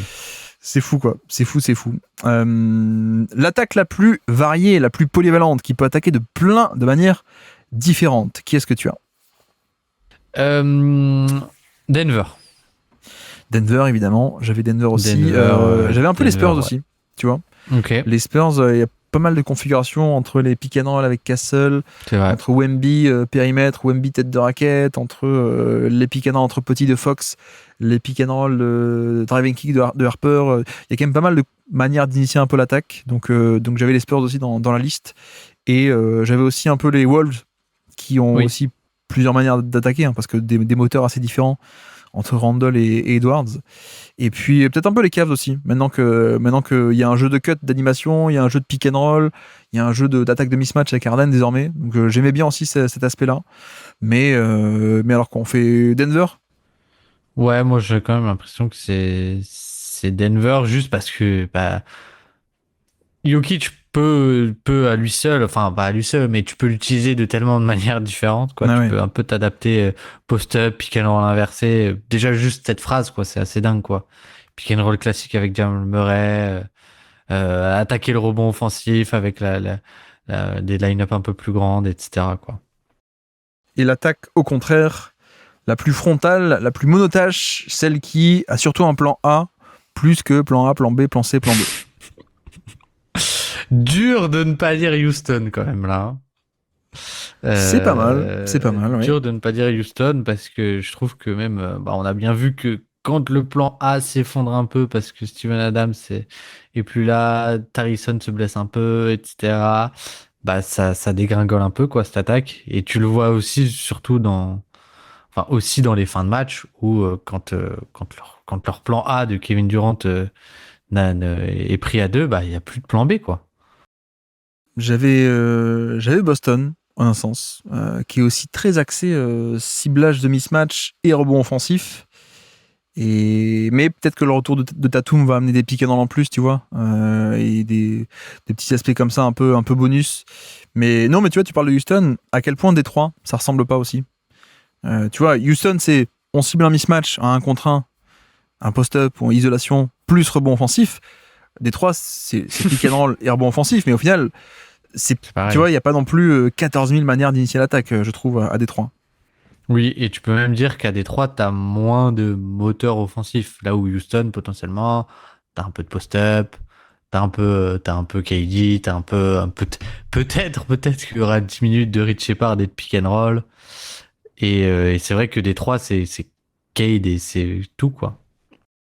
Je me posais un peu la question pour OKC, en un sens aussi. Philosophie très axée drive. Après, quand même, l'essor un peu des dribble and off de Hartenstein depuis 2 ans a quand même apporté une diversité qu'il n'y avait pas avant, je trouve. Mais oui. Ouais. Donc Détroit ou Houston, là encore, je pense qu'on peut leur donner. Et pour terminer, qui est donc le coach offensif de l'année ? Et là, je pense qu'on peut le donner à Joe Mazzulla, non ? Ouais, pareil, un peu, c'était Joe Mazzulla ou peut-être Charles Lee, qui ont deux philosophies qui sont assez différentes, mais assez incroyables, quoi, en termes de faire performer un effectif. Mais il y a un truc que je trouve intéressant avec les Hornets, qui est en fait, les Hornets, c'est une équipe qui, instinctivement, on se dit, c'est des jeunes, ils doivent courir partout, etc. Non. Mais c'est une équipe qui est assez lente, en fait. Ouais, on avait parlé ensemble quand on avait fait le focus, là, tu sais, pendant une hebdo, on avait fait le focus, on avait dit, ils ressemblent en tout point à des jeunes, sauf à celui-là. Ouais. Et en fait, mais il y a pas mal d'équipes qui font ça, qui en fait accélèrent beaucoup et qui après se placent et sont très très patientes sur demi-terrain. Et les Hornets font un peu partie de ça, quoi. Et c'est assez fun à voir, mais je pense que Joe Mazzulla est assez invincible cette année. Et c'est bien que t'en parles parce que je voulais en parler la dernière fois, mon anecdote, mais j'avais oublié de la placer et on est passé à autre chose. Mais du coup, ça me fait un peu penser aux Nets de Jason Kidd. Et pas quand il était joueur, quand il était coach. Et donc, c'est en 2014, tu sais, et il arrive, il fait des line-up parfois un peu très petits, quoi. avec limite Paul Pierce poste 4 ou poste 5, quoi. Et sauf qu'à l'époque, on se dit, waouh, du small ball, ça doit courir en transition. Ben non, parce que les mecs, ils avaient tous 35 ans. Tu sais, t'avais Deron Williams, Joe Johnson, Paul Pierce, Garnett qui était le small ball 5, entre guillemets small ball. Mais à l'époque, tu vois, un small ball comme ça, c'était où ça détonnait. Et en fait, non, pareil, c'était small ball, mais c'était pas transition. Donc, c'est vrai qu'on a un peu des raccourcis comme ça de historiquement, certains profils d'équipe font certaines choses, mais c'est rigolo de voir que, bah non, pas tout le temps, quoi, pas forcément. Et donc là, les Hornets, à quel point tu penses qu'il y a aussi un côté chez les Hornets on se projette pas parce que il faut quand même qu'on protège un peu le rebond défensif également, quoi, tu vois. Oui, et je pense qu'il y a un peu de ça parce qu'en fait, tous les schémas rebond offensif et défensif sont très collectifs.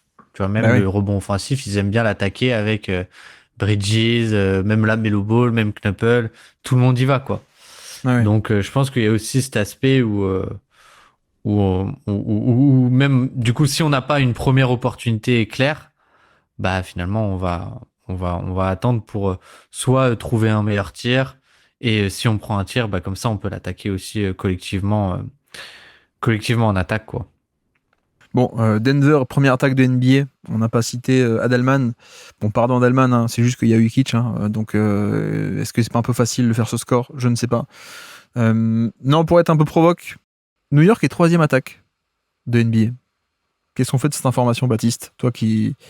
Et je te rejoins. Hein. On a des critiques à faire et la greffe n'a pas pris, etc. Et...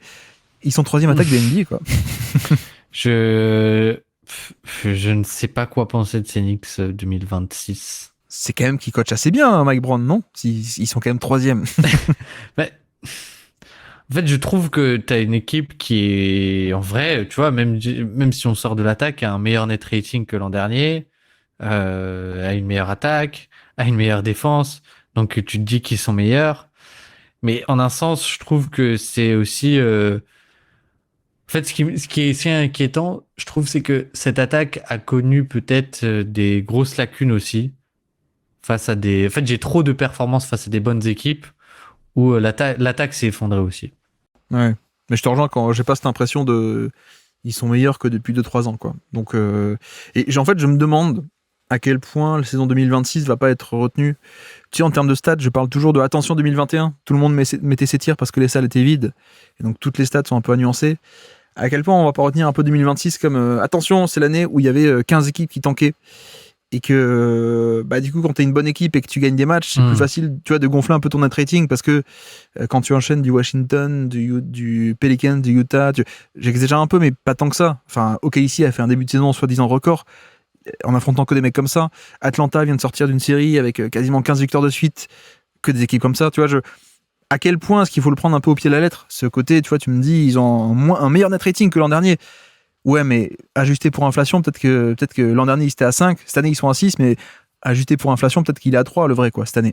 Donc, tu vois, je sais pas, je me pose la question par rapport au net rating de 2026 et les net ratings, parce que je me faisais la réflexion aussi, pareil, pour Détroit, pour des équipes comme ça, où je trouve que les chiffres sont plus flatteurs que l'impression visuelle. Mais ok. Oui. Et d'ailleurs, Mitch Johnson, l'attaque était 20e, elle est passée 4e.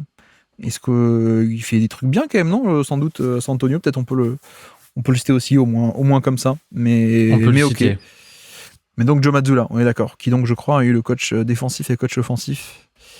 Il est quand même pas mal. Quand je pense qu'il y a des gens qui voulaient le virer en 2023, ils devraient avoir honte, ces gens, alors qu'ils écrivent dans le Celtics blog. Mais voilà pour notre trophée offensif de 2026. J'espère qu'on s'en est quand même pas mal tiré. Et en tout cas, je te remercie beaucoup, Baptiste, d'avoir fait l'attaque cette année. Bah écoute, avec plaisir. J'ai mangé mon pain noir l'an dernier, donc j'ai apprécié chaque instant de ces jolis trophées offensifs. Merci de vous avoir suivi cet épisode, j'espère que ça vous aura plu, cette nouvelle salve de trophées. Donc voilà, comme dit, on est un peu plus axé tactique cette fois-ci. On fait les trophées un peu bizarres du Basket Lab avec Alex tous les ans, mais on aime bien aussi rentrer un peu plus dans le détail de tout ce qui est défense, attaque. Donc voilà, j'espère que ça vous aura plu, un peu comme l'an passé. Et donc nous, on va se retrouver très bientôt. Je pense, il était vendredi pour vous là, donc je pense qu'on va se retrouver demain. Pas demain matin, mais peut-être demain dans la journée, une fois qu'on aura su qui s'est qualifié pour le play-in. Donc samedi dans la journée, on saura et je saurai le bracket complet des playoffs. Je pourrai faire les previews. Donc voilà, samedi à surveiller et puis samedi soir le début des playoffs. Donc voilà, il faudra quand même que ça soit publié assez bien dans la journée. En général, on y arrive. Et donc sur ce, je vous remercie une nouvelle fois de nous avoir écoutés jusqu'au bout. Un grand merci à Baptiste d'être passé sur Basket Lab encore une fois. Et moi je vous dis à très bientôt. Ciao.